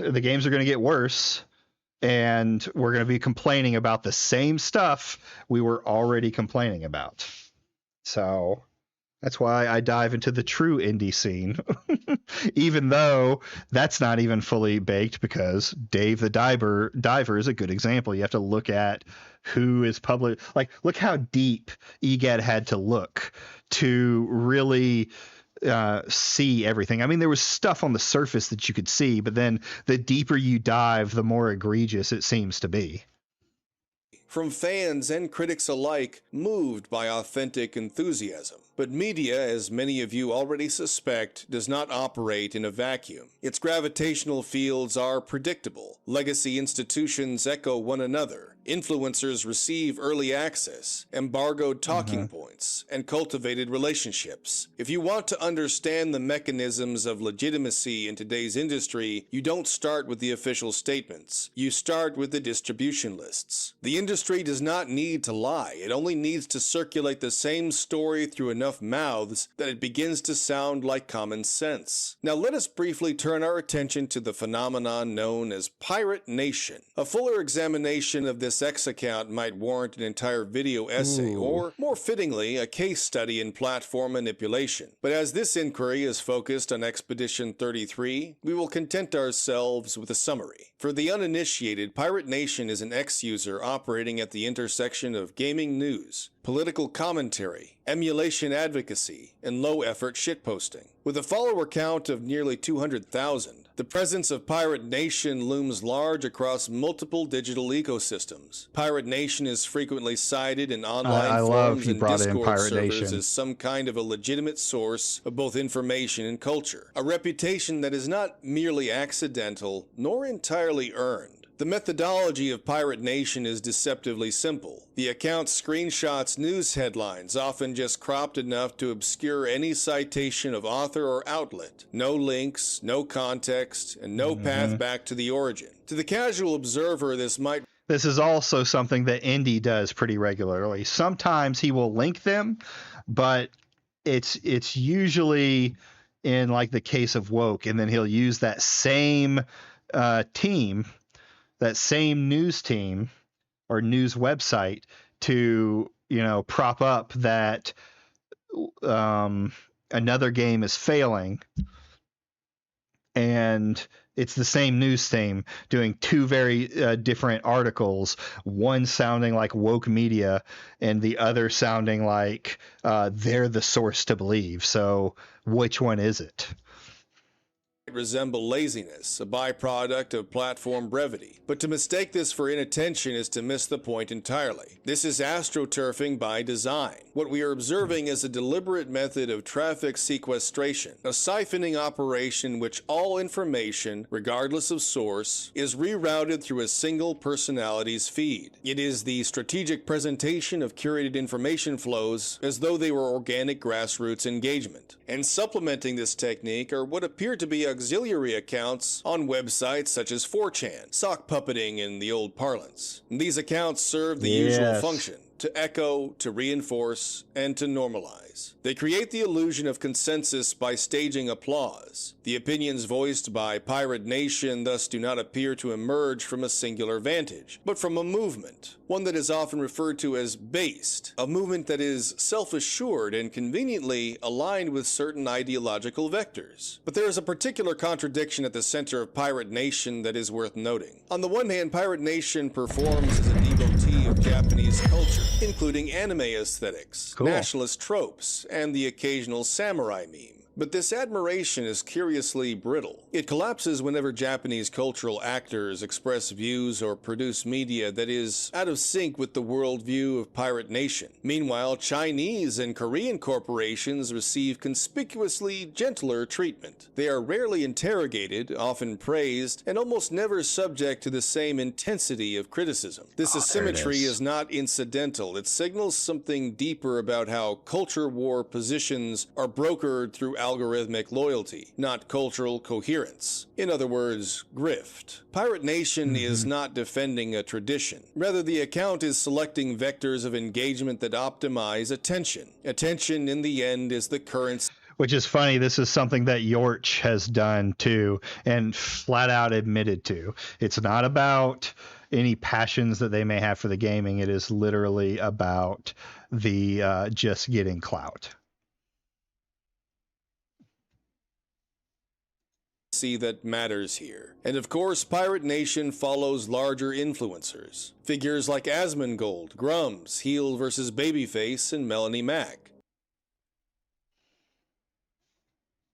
But these should not be read as endorsements, they are extractions. Pirate Nation is not part of their audience. Rather, the account is competing for it. And this strategy, in short, is parasitic. It is dressed in the aesthetics of authenticity. Pirate Nation is just a guy posting takes after all, right? But that is what makes it so effective. Let's do a little math here. Below is a comparative snapshot of engagement rates across several prominent X profiles, measured by average comments per post relative to total followers. This discrepancy is not subtle. Pirate Nation's engagement sits at roughly 2.5 times lower than the baseline one might expect, given the size and overlap of the X account's audience. Pirate Nation shares similar territory with these figures, often echoing their talking points and even performing a kind of algorithmic proximity theater, reposting, replying, and shadowing. Yet despite all efforts of Pirate Nation to weave itself into the same digital ecosystem, the actual community interaction among Pirate Nation followers remains conspicuously anemic. Moreover, Pirate Nation enjoys a surprisingly large following on Blue Sky, a platform on which the account contributes virtually no effort. The numbers suggest something odd, that the audience for Pirate Nation follows the account automatically, without prompting, without friction, as if by instinct or coordination. And now enter the leakers. Among the founding members of Pirate Nation's Discord server are several figures frequently cited by games media as sources. Individuals with usernames like Doodle, Matfacio, and Visceral. These are not anonymous forum dwellers, however. They are serial data miners and self-styled insiders. Most are associated with a loosely defined collective known as Team XOX Leak, a name that appears with regularity in coverage by IGN, Eurogamer, Insider Gaming, and similar outlets. Doodle identifies himself as someone who has broken gameplay leaks for multiple major titles. Matfacio describes himself as a professional data collector. Visceral maintains a portfolio of featured leaks and even advertises himself as available for contact should you be in the market for embargo breaches. They all function as some kind of a shadow press corps, filling the vacuum left by understaffed publications, and they operate with a sort of mythic veneer, and that myth is functional. It benefits official journalists who rely on figures such as Team XOX Leak to bridge content gaps, and that in turn benefits the leakers who gain influence, clout, and sometimes material reward. But for all the idealism attached to leaking, truth-telling, public interest, insider knowledge, one must also of course consider the marketing utility of a well-timed breach. Leaks are rarely accidental. Think of them as early release trailers by another name. If not orchestrated directly, they are at least permitted to remain in digital space as corporate beta tests for market appetite, all cloaked in the illusion of industry rebellion.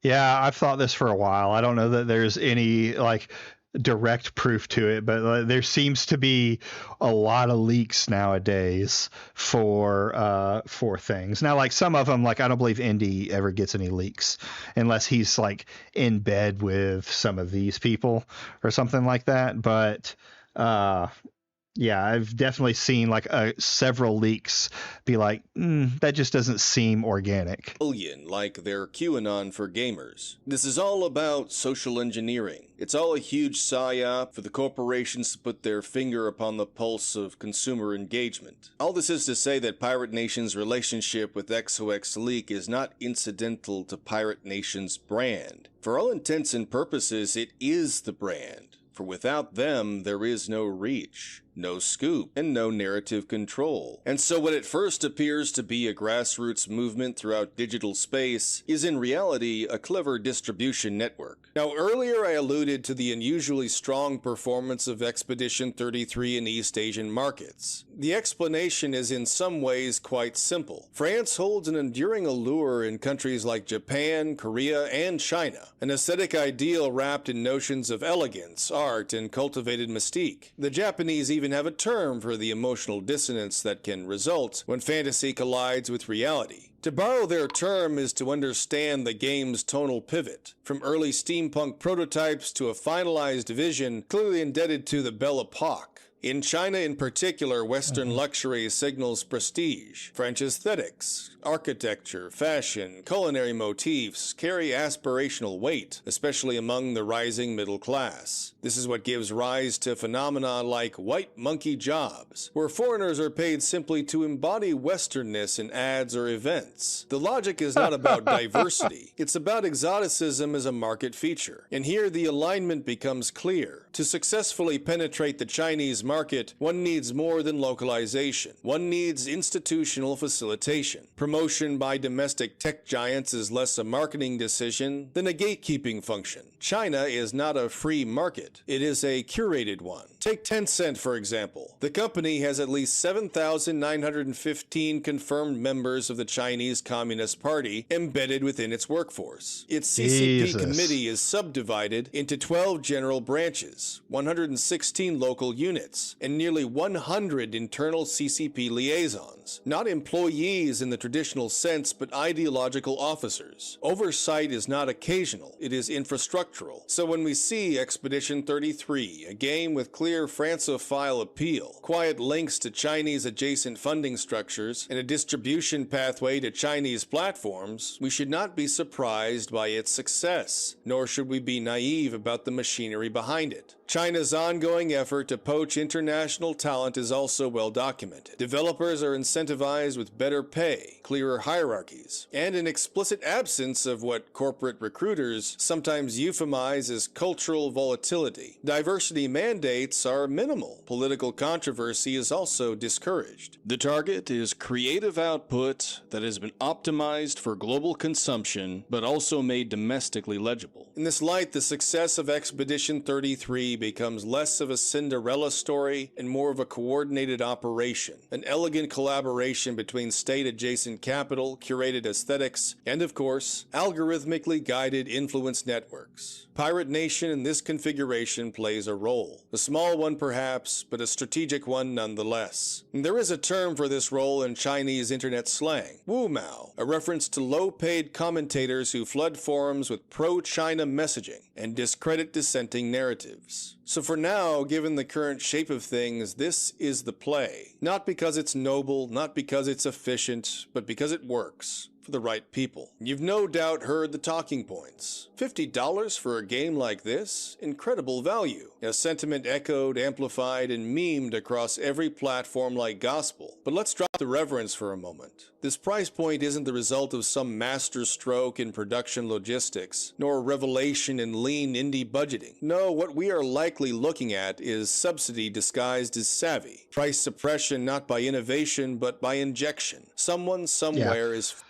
someone richer undercutting the market so that they can, sell their product, right? Games for the longest time have always been a set price. This is what the game is. This is what you're going to pay for it. There are obviously exceptions like shareware back in the day, but even then it was which I wasn't around, or at least I wasn't into the shareware. I was probably still a little kid for most of that, but it was, you still had to pay for like extra episodes and things like that. They give you one for free or a couple for free and then hook you into it. So there's always been this kind of, as long as I've been playing games, there's always been this like set price for the mainstream console games, computer games, things like that. And it's only, I feel like recently that it's come to this point where the indie market started to naturally change that, though they weren't producing games at such a high quality. And now we're to the point that these other companies can just undercut, right? You could look at what Lyrian did, or not Lyrian, Sandfall did as less of a we just want to price games for gamers, and more of a we'll make it so that it's cheaper than anything else on the market that the AAAs can produce. And they have, they have AAA money. Now they're saying what the game was made with $10 million, maybe, or less than $10 million. Maybe that's the case. But it seems like there may have been, like, the company Sandfall may have only gotten $10 million, but it seems like there was a lot more money flying around in the background to make this game work. Footing the difference. Something also worth noting. China's border policy, famously rigid when it comes to importing foreign influence or undesirable ideas, has always been markedly indifferent when things flow outward, be it counterfeit goods, unvetted capital, or, say, pandemics. What exits the country is of considerably less concern than what enters. Money in this case leaves no fingerprint on the way out, just opportunity. So ask yourself, how does a small studio, one without a single shipped title, find itself backed by international financiers, endorsed by media giants, flanked by data miners, graced with pre-released Hollywood interest, and praised by Emmanuel Macron himself? How does that trajectory square with the hundreds of other small but passionate teams who have collapsed in obscurity despite working twice as hard? Does this look like an indie studio to you? Or does it look like a carefully cultivated asset wrapped in indie aesthetics? Because we've seen how this story ends, many times. A talented but naive creator gets sold a roadmap. Follow the rules. Keep your head down.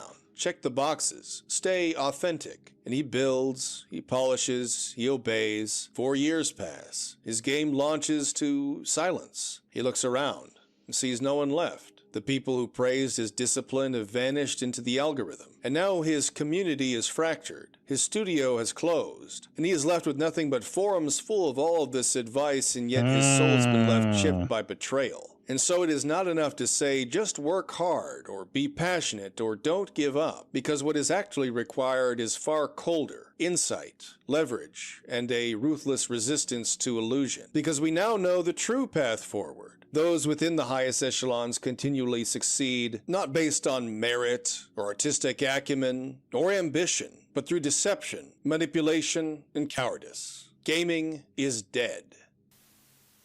I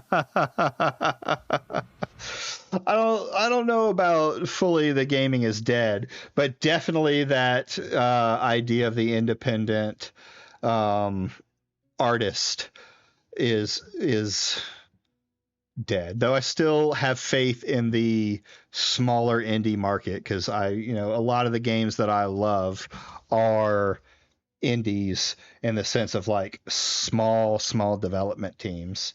That, like, now I have to go check. We're gonna do a little hunt down.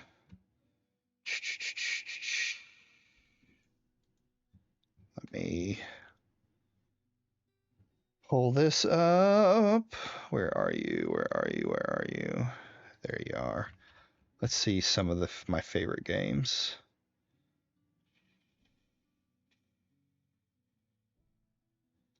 Nope.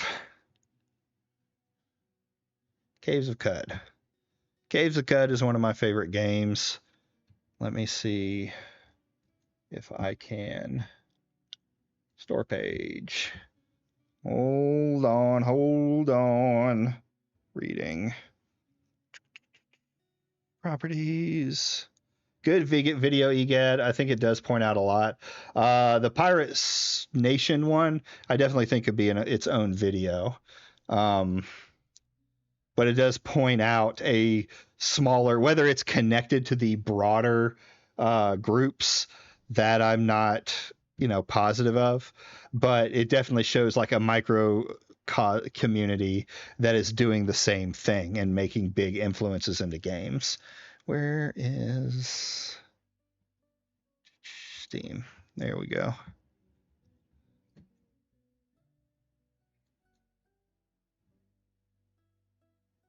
Oh yeah, I mean it does happen in the indie scene. Kit Fox. Hold on, I'll get y'all in on this. So, you have to have a publisher. So we've got Freehold Games, the indie independent company, ran by Kit Fox. Can I make this bigger? Nope, Steam doesn't do that. Who is Kit Fox, though?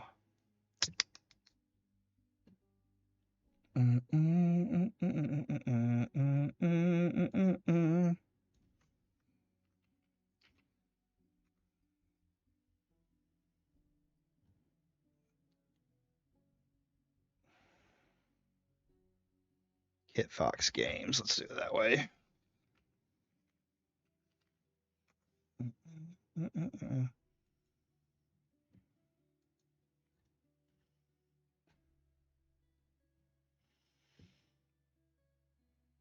They may actually be a smaller company. History, according to a short founder.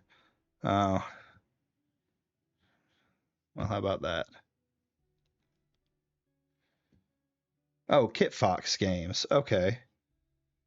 That's right. I forgot it was the same publishing company that published Dwarf Fortress. They are, according to Short, the founders never worked together before and knew each other as semi-acquaintances at local independent developer meetups in Montreal after forming a studio. The team participated in a game jam in which they created and submitted their jam entry, Sculptor Gist. We'll put this over here. Go into, so everyone can read with me. Which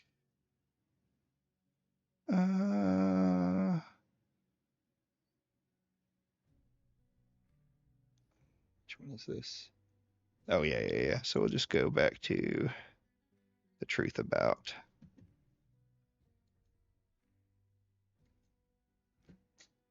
Come on.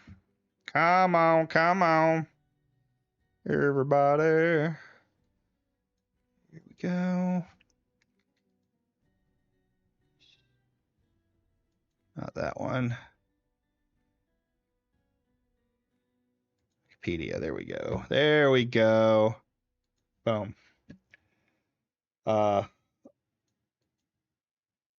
Sounds like all very Japanese names or Eastern names.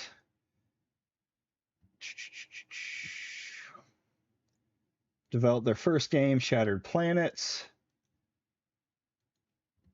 as a procedural death labyrinth game. Shattered Planets was released on iOS and later Android and Mac OS. On March 19th, Kitfox partnered with Bay 12 Games, which is the two guys that made Dwarf Fortress, to be the publisher for the Steam and itch.io version of Dwarf Fortress. According to frequently asked questions, post Kitfox Games would manage its relationship with Steam and contractor with building, and Tarn Adams would handle the technical side. Okay. As of 2026, their website lists 14 developers, 12 employees, and 2 of the original co-founders. So they're very small out of Canada, it looks like. So, I mean, I can get with that. Kitfox Games. Mike Ditchburn. Yeah. I was maybe being a bit too racist on that side. So that one I can go with. I can go with Kitfox Games unless I find a deeper meaning, digging deeper into it. And that was, a very surface level look. I wonder if it's even possible to remain independent and even produce something with AAA quality. Someone somewhere is always going to be trying to tell you what to do with your product. Right. And there is an amount of gatekeeping to it, right? You want to get on Steam, you have to have, you generally have to have a publisher. Is that completely true though? Let's look at I'm trying to think of some indie games that have come out recently. But I mean, it is a big wonder. Could it stifle the indie community if they have to have a publisher to be able to get even on the market? Let's look up what's it called? Stardew Valley. I mean, they're one that published themselves, and I'm pretty sure they were just one guy. Concerned Ape. Yeah, I'm pretty sure that's just one guy. So, yeah, I mean, it still seems to be possible, but not all people are management. Like Kit Fox Games, it seems like a very small company. You'd have to dig more to see if you had this same stuff with it. So maybe it does seem like there are, companies that are breaking out, independent companies that are breaking out, and probably a lot of the small ones are self-publishing. But this Chinese market that we're seeing invading the gaming industry isn't just invading from the anti-woke side to save gaming. It's coming up on the successes. It wants the hits that everyone's going to like so that they can buy more and more shares of companies and encroach into the market and basically build the same gaming market we have now, but again, with a Chinese flavor. I should have gotten another video. I actually have one we'll watch. No, that I don't think is as long.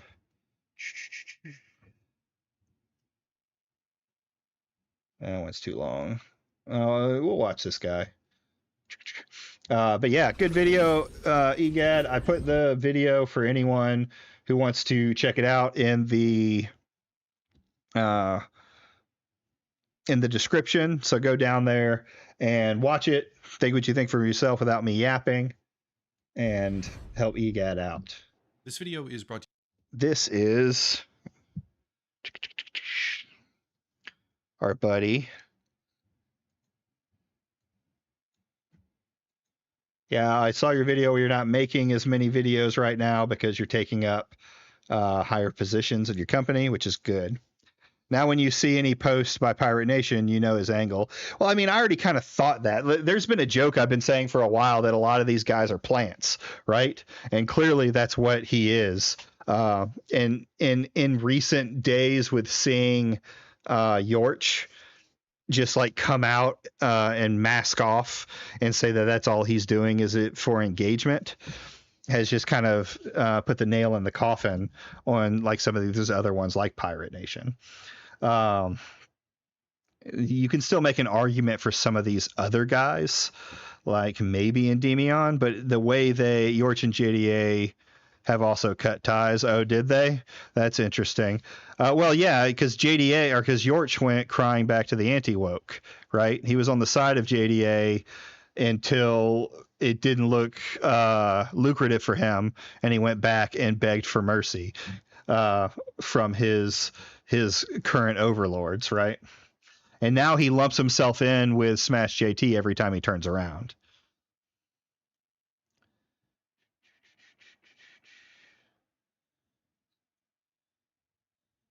What am I looking for? What am I looking for? Total stagnation. There we go. There we go. This one is from Upper Echelon.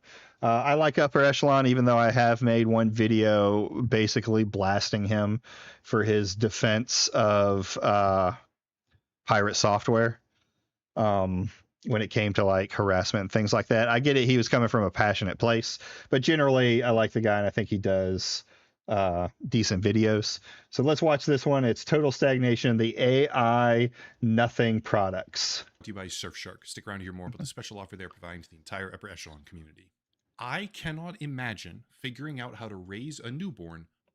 Yeah, like you said, Yorch admits he's just in it for the grift. Kind of mind-blowing that people just tell you to your face they're lying, and yet their sub numbers never suffer for it. It's because no one's really paying attention to those particular tweets. They only scroll by him and see the ones that say the things that they want to say. And it's like I've gone back and forth with several people who follow these guys, and Craig is a good example where it's like it's not about them being bad people. It's about them saying the right message, right? When it comes to that, he famously said something similar to that when talking about Grums and his scam of a game. Without ChatGPT. That is an actual quote from one of the world's richest entrepreneurs. And today we're going to talk about why the entire product it's based AI.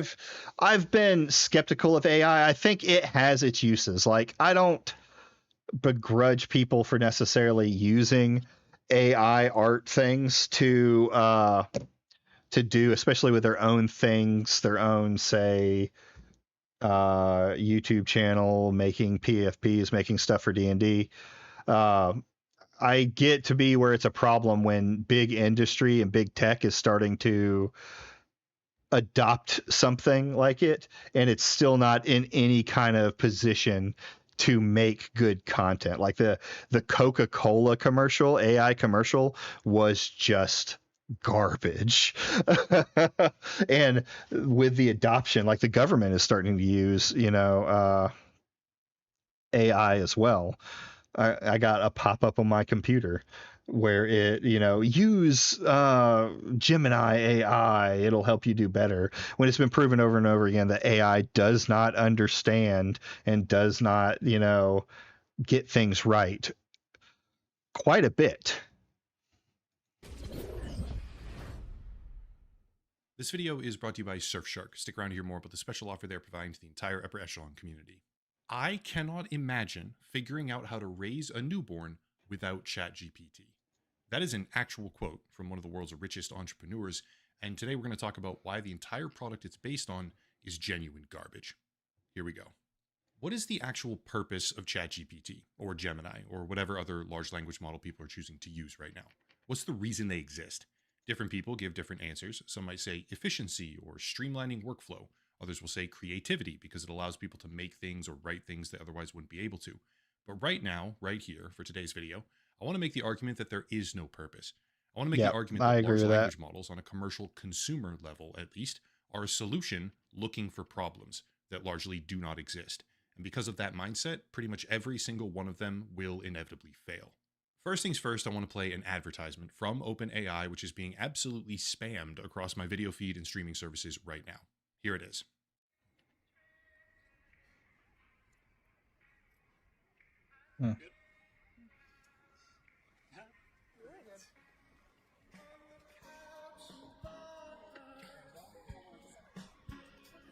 I like you, but I want to play it cool. Really?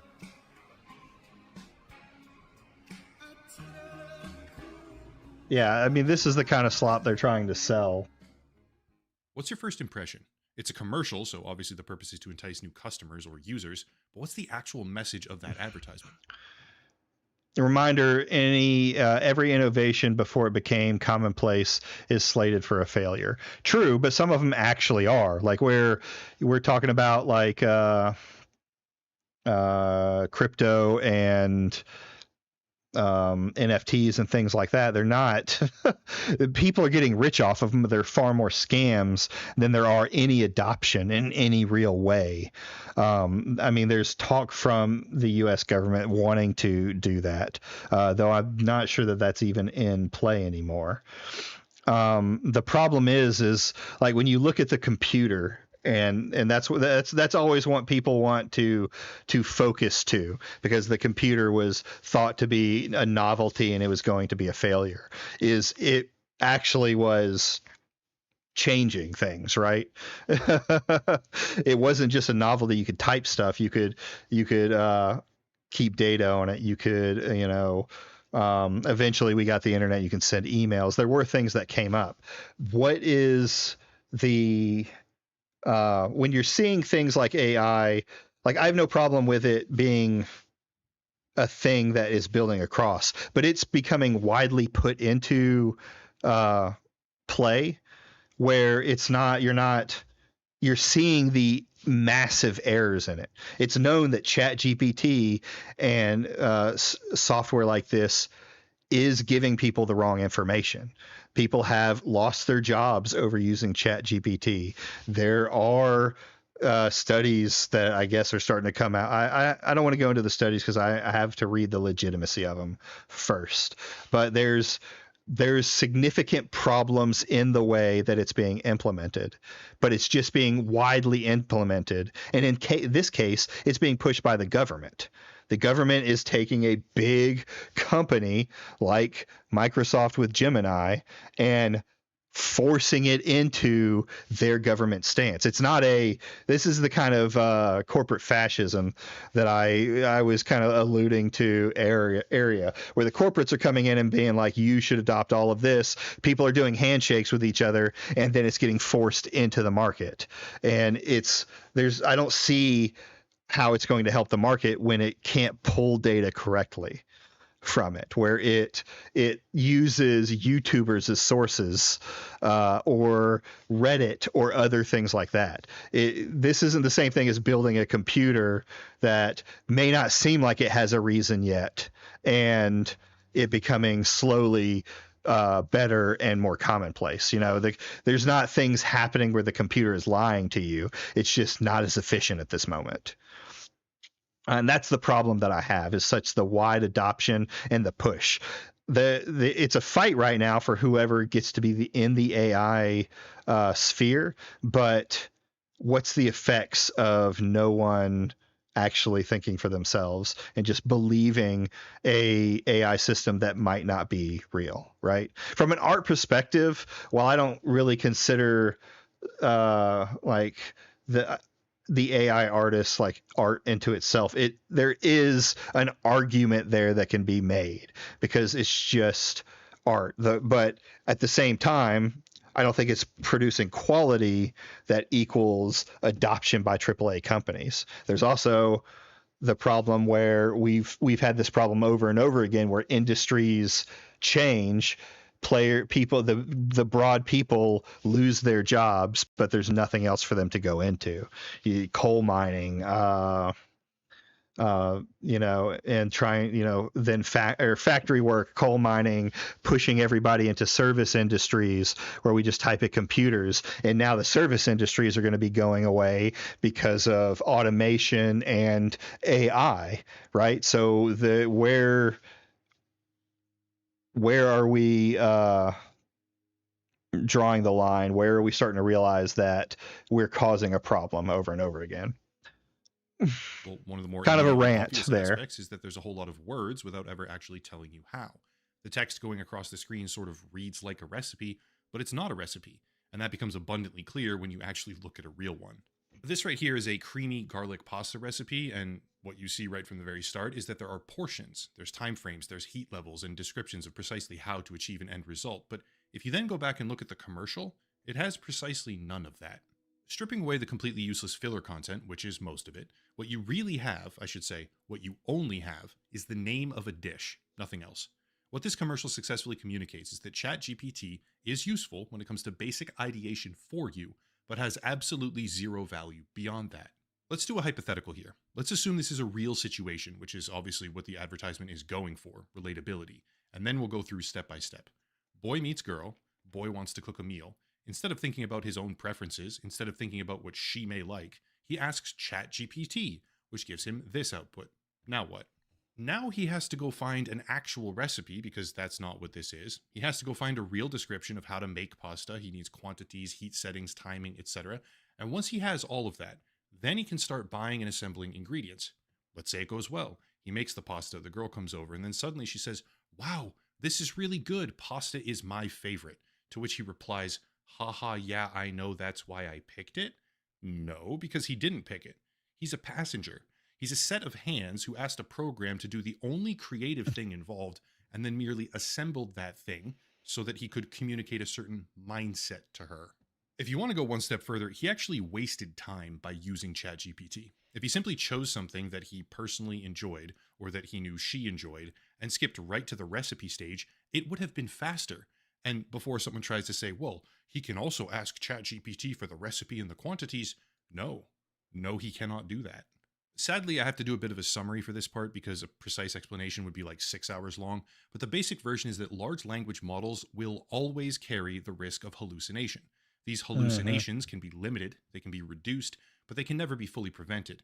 And coincidentally, cooking or recipes is a hotbed for that type of problem, which makes me wonder why they chose this type of commercial.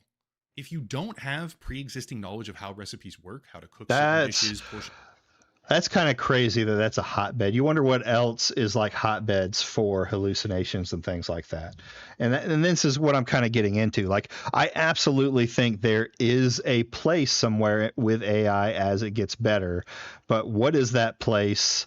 And is it ethical to just start replacing everything AI with AI when we know there are significant problems with it?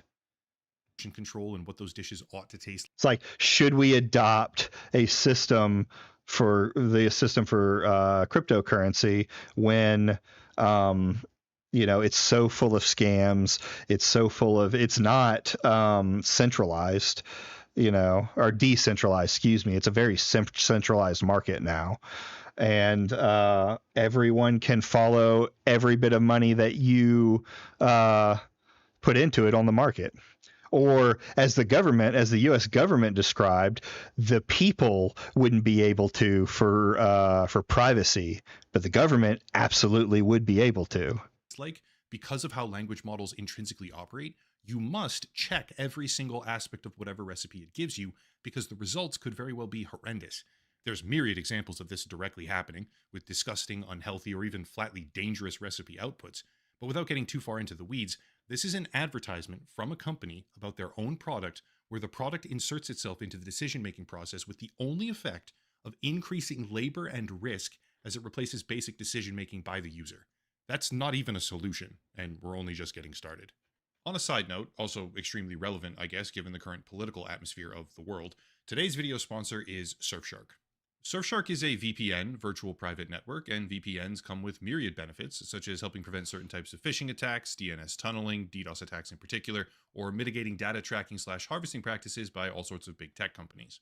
Over on the entertainment side of things, Surfshark unlocks additional content on streaming websites by changing your geographic region, and it also gets around regional censorship, helps protect your IP address with encryption, modification, etc. However, they also have an important new feature, which is email scam checking for anyone who's interested in that. They operate 4,500 servers in 140 different locations, with a third-party verified public report authenticating that they do not keep any logs, which is one of the critical policies that a VPN needs to have. Also, they maintain what's called a warrant canary. Well, won't matter to a lot of people, I guess, but again, very good policy to have for a service like this. If you click the link down below, surfshark.com/echelon, and use the code echelon at checkout, you can get 4 extra months completely for free with a special pricing offer. Again, link down below, surfshark.com/echelon, coupon code echelon at checkout for an extra 4 months of the service for free. Big thank you to Surfshark for sponsoring the channel. Back to it. Let me show you another clip, this time from an XAI hackathon, which is all about using AI models to integrate products with movies and television shows. Advertising, basically. I'm not going to beat around the bush here. This tool will never be used. It has no value. It's a weak attempt at replacing something that already exists, which is categorically superior in every single sense of the word to what it tries to provide. It's called product placement, one of the more effective types of advertising, if you ask me, and it's basically been around since the early 1900s.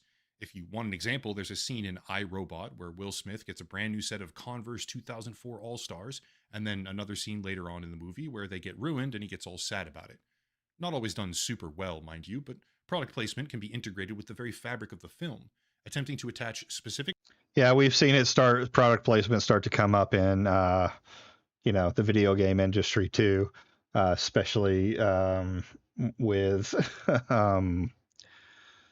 one particular game. brands or consumer items to the actual characters. One of my personal favorites is a guy named Sean Spencer from a show called Psych, where they would routinely promote food products. He would snack on stuff like Snyder's pretzels or get really excited about chocolate milk, things like that. And it was kind of funny. But the point I'm getting at is that the thing this AI innovation is talking... Yeah, and look how that went. Black Ops 7 used AI for its art, and basically it was a complete failure. Just these examples show, like, what he's making is a good point. It's trying to reinvent the spoon in a lot of ways, where AI needs to find where its place is within the world, what they can actually help with. Talking about now, there are things like I say, I run a D&D campaign. All of my friends used ChatGPT to help them write their stories. They went in and fixed anything that was, really bad within the AI. And then they also used an AI art, generative art thing to make a character for them. No longer having to go through the internet to find something that meets your vision, right? And a lot of people will say, "Oh, you're taking it away from artists." Me and my friends were never going to pay an artist for a D&D campaign that was going on. We might buy models or like go to a shop that, go to a website that'll make the model the way we wanted it to, but we're not going to buy art for our at-home game. So generative AI helps in that way. Already happens. It happens better than this program can even get close to, and it happens with intense levels of paperwork. There's licensing, brand deals, actors' rights, studios' rights. I have trouble remembering things, so I usually rely on the AI to remember things for me. If I write something down, it learns from other stuff I've written. I would have to see how that's implemented because I have the same trouble. But I mean, if it's just storing that information for you to write it and regurgitating it back to you, I think that's a use. I even think it could be a use. Like I saw what I thought was a very good use for it as a writer is not having it actually write your papers, right? Because it usually comes out looking and sounding very AI. Like I read all of my friends' paperwork. They hadn't told me it was AI, and I was like, yeah, this is AI writing. But the guy was using ChatGPT to for brainstorming. He may see like, he may ask something like, I'm looking for a particular trope that I'm kind of going for, or like give me a couple of tropes that might fit with this particular type of story that I'm writing. And it's like helps him build the chapter. He's still using his creativity to write it. And but it's giving him ideas that spark his brain. I think that's a very good use of AI. So yeah. Competing companies and all sorts of detail-oriented negotiations about what gets said, what gets shown, how long, number of seconds, etc., etc. This AI tool is a worse version of things that already happen, operating in a legal minefield of compliance issues as it tries to shoehorn itself into the world for no other reason than simple AI hysteria. Well, it has AI in the name, it must be great. Long story short, it's garbage. The list of examples like that, shoehorning AI into every conceivable industry or product purely because of misguided hype, could almost go on forever, but probably the most amazing one is physical wearables like the rabbit or humane AI pins. This is becoming an entire genre, by the way. Pendants, wristwatches, all sorts of stuff where the AI model just listens and records everything around it and then tries to act like a calendar or a personal secretary. And maybe one of these will end up being useful someday.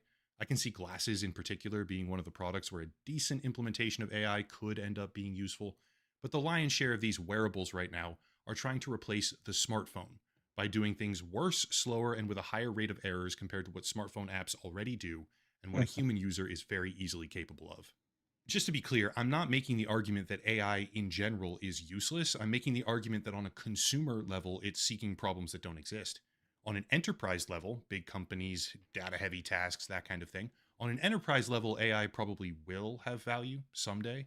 Even at a consumer level, as an augmentation inside existing software, it's begun serving a purpose. A great example would be in Photoshop, where tools like content-aware fill or generative fill can be super convenient for editing photographs. But that's not new. It's just enhancement. Photoshop already existed. It already had less advanced versions of those very same functions before this for many years, which makes AI just a bit of frosting on the cake, if you will. Yeah. It's not the batter. Yeah, I agree. It's a human problem. You see products all the time that are trying to fix a problem that doesn't exist. And that's kind of where I think it's like the human problem where AI is exactly that same thing. It's trying to fit yourself in where there's a problem. And like he said, things for like, I think eventually an AI assistant could be helpful for things like, keeping your calendar, things like that. A much more limited scope, because the technology right now you have for like, hey, tell me what, save this date for me, just isn't as good, where ChatGPT may be able to add it to your calendar, different things like this. Even at an enterprise level right now, according to MIT research, 95% of companies piloting or integrating AI are getting zero return. According to a prominent model evaluation, I mean, that's not threat research surprising, really. MITR paper, the value of AI models among coders. One of my favorite authors, William Canavo, talks about how late stage capitalism creates needs and desires that you didn't even know you had, therefore compelling you to buy even more stuff. Yeah, I could agree with that. It's like, well, in some of like the activism and things that come up with like what we're going through now is people still talk about a lot of the stuff in the United States like it's almost the end of the world, like we're living in a first world or a third world country, but it's just, we are, Western companies are so rich that a lot of times even our extremely poor are not starving in the streets and dying. There are tons of places for food and things like that. Not that we shouldn't improve those things, but sometimes it's overplayed to the point that like it's the same as the people starving to death in Africa living in squalor. It was actually negative, which is insane because coding is often regarded as the most promising test case right now. What I mean to say by all this is that the primary value that these programs really have, the most immediate, easily accessible, and freestanding purpose that they serve, is actually deception. Deepfakes, misinformation, illicit email generation, bot farms, ad fraud, cybersecurity risks, all of these things are exponentially easier and more profitable because of AI. But these aren't consumer-level solutions, they're problems. ChatGPT, in particular, and similar large language model programs as well, are seeking to be used for all sorts of novel purposes, but the common thread is that they want to do the thinking for you. OpenAI has been given more resources in a shorter period of time than any other company in human history, and yet what they've managed to produce is not helping people. Contrary to their corporate marketing drivel, it's replacing the human aspect of thinking and decision-making while detrimentally affecting pretty much the entire internet in the process. I'll go one step further, okay? It's not even just a solution looking for a problem. It's a problem demanding its own solutions. The negative impacts of large language models will persist aggressively, but the positive counterbalance on the scales that they often use in marketing concepts and commercials simply has not materialized. OpenAI is now maneuvering to insert advertising inside ChatGPT, which is absolutely not the way to increase adoption. Pretty sure it's just pure desperation at this point, since they're hemorrhaging billions of dollars per month. But even if they somehow stabilize the company, the product itself can never be what they want it to be. Circling back to the original advertising, ChatGPT is being held up as an everything tool. Ask it when you're confused, ask it if you don't know, ask it for advice, and whatever else you can possibly think of in between. But the only purpose it really serves is the replacement of basic decision making, with the most homogenized answers possible, because it's an amalgamation of everything it's scraped for data training. If you want a particularly stunning example of this, Sam Altman, OpenAI founder, recently went on Jimmy Kimmel and literally said, "I cannot imagine figuring out how to raise a newborn without ChatGPT." And just to be clear, the reason he feels bad about that type of question, from the context of the clip, is not because he feels bad about asking an AI how to be a fucking parent. It's because he thinks the AI is, quote, genius level at everything intelligence, sitting there waiting to unravel the mysteries of humanity, end quote. I'm not even joking, okay? Here's the context. Check it out. Yeah, that's a little insane. When raising your baby? I do. I mean, I feel kind of bad about it because we have this like genius level at everything intelligence sitting there like waiting to unravel the mysteries of humanity. And I'm like, why does my kid stop dropping his pizza on the floor and laughing? Like, yeah. You know? And so I feel like I'm not asking a good enough question, but it is, I I cannot imagine having gone through that, like figuring out how.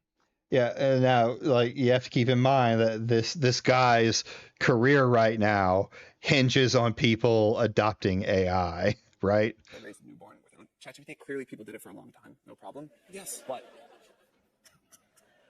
Sadly, ChatGPT and many of these other programs will continue existing, cat's out of the bag on that one. But despite the persistent danger or the inherent risks associated with unchecked development of these programs and then implementing them all over a social and corporate landscape, I find myself incredibly hopeful when it comes to widespread user adoption, because despite what these companies will say, they're not everything tools. They're functionally closer to nothing tools at this point, with an extremely limited scope of value. Not only that, which I've talked about in other videos, but sustained and frequent use of large language models in essay writing, according to MIT Media Lab, directly led to reduced brain function as well as Oh, so it EEG was activity. MIT lab. So even if my So arguments this is what I was talking about. Like there is physical detriment to this. Like people used to say staring at your computer would rot your brain, and I don't know that there was ever anything that ever proved that. It was just something your parents said to to try and make you not watch TV. But this is literally like, and of course I'd have to read the evidence. We're on upper echelon, trust me, bro, thing. But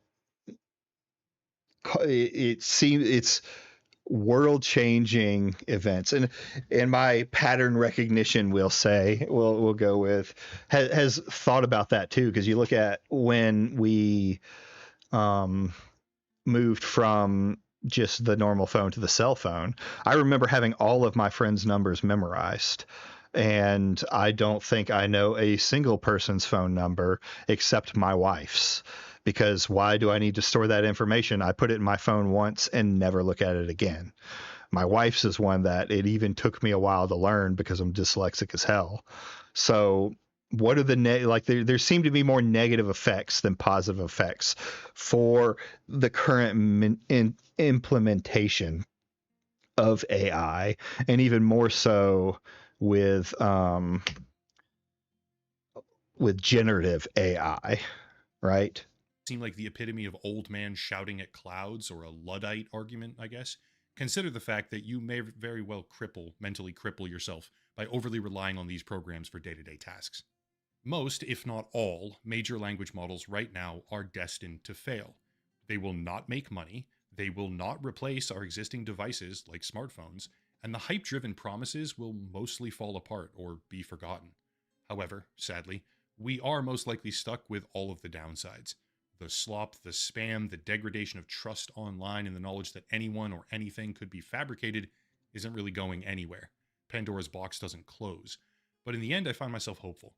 Witnessing the birth of a product when the product's only purpose is to supplant human thinking, and then watching that product rightfully fall into the gutter soon afterward, unexpectedly, I might add, at the beginning I was like, oh no, this is going to be a real persistent, ongoing problem. But it's, I don't know, it's oddly satisfying, and I feel good about seeing people largely seem to reject ChatGPT. That's awesome to see. And what I believe is happening right now is that ChatGPT and OpenAI are failing. That's it. If you want to support the channel, check out the links down below. The video sponsor, Surfshark, with a special deal, of course. Yeah, I mean, you're definitely going to see. I don't know that I fully agree with him that it's just going to all die out and we're only going to have the negative effects. I think there will be positive effects somewhere with generative AI, but I think it's going to be like virtual reality talks from back in the day. It's always just kind of a gimmick, at least with generative AI. Other places, it could absolutely change the market. I don't know where that is. You know, because even generative AI used on like a service level in the service industry, is it going to completely change the service industry? No, but I think at least one or two companies, the big name companies that are already out there, will survive. Someone will survive the aftermath, right? Bitcoin being like the example. So that's, I think, the last video I'm going to watch for now. I got to get through here and adjust for this 76 people that I have now. I went from 14 to 76 just in this chat. I don't have the betting for that. Thank you for coming by, though, guys. I appreciate it. If you haven't liked the stream, like the stream on the way out. I'm going to try and cut up these two videos into separate ones and put them online, so you can always go see them there. And if you like the stream, you know, subscribe, help me out here. Give me a little ways up. But you guys have a wonderful night, and I will see you tomorrow for whatever I can find or are interested in next. Later.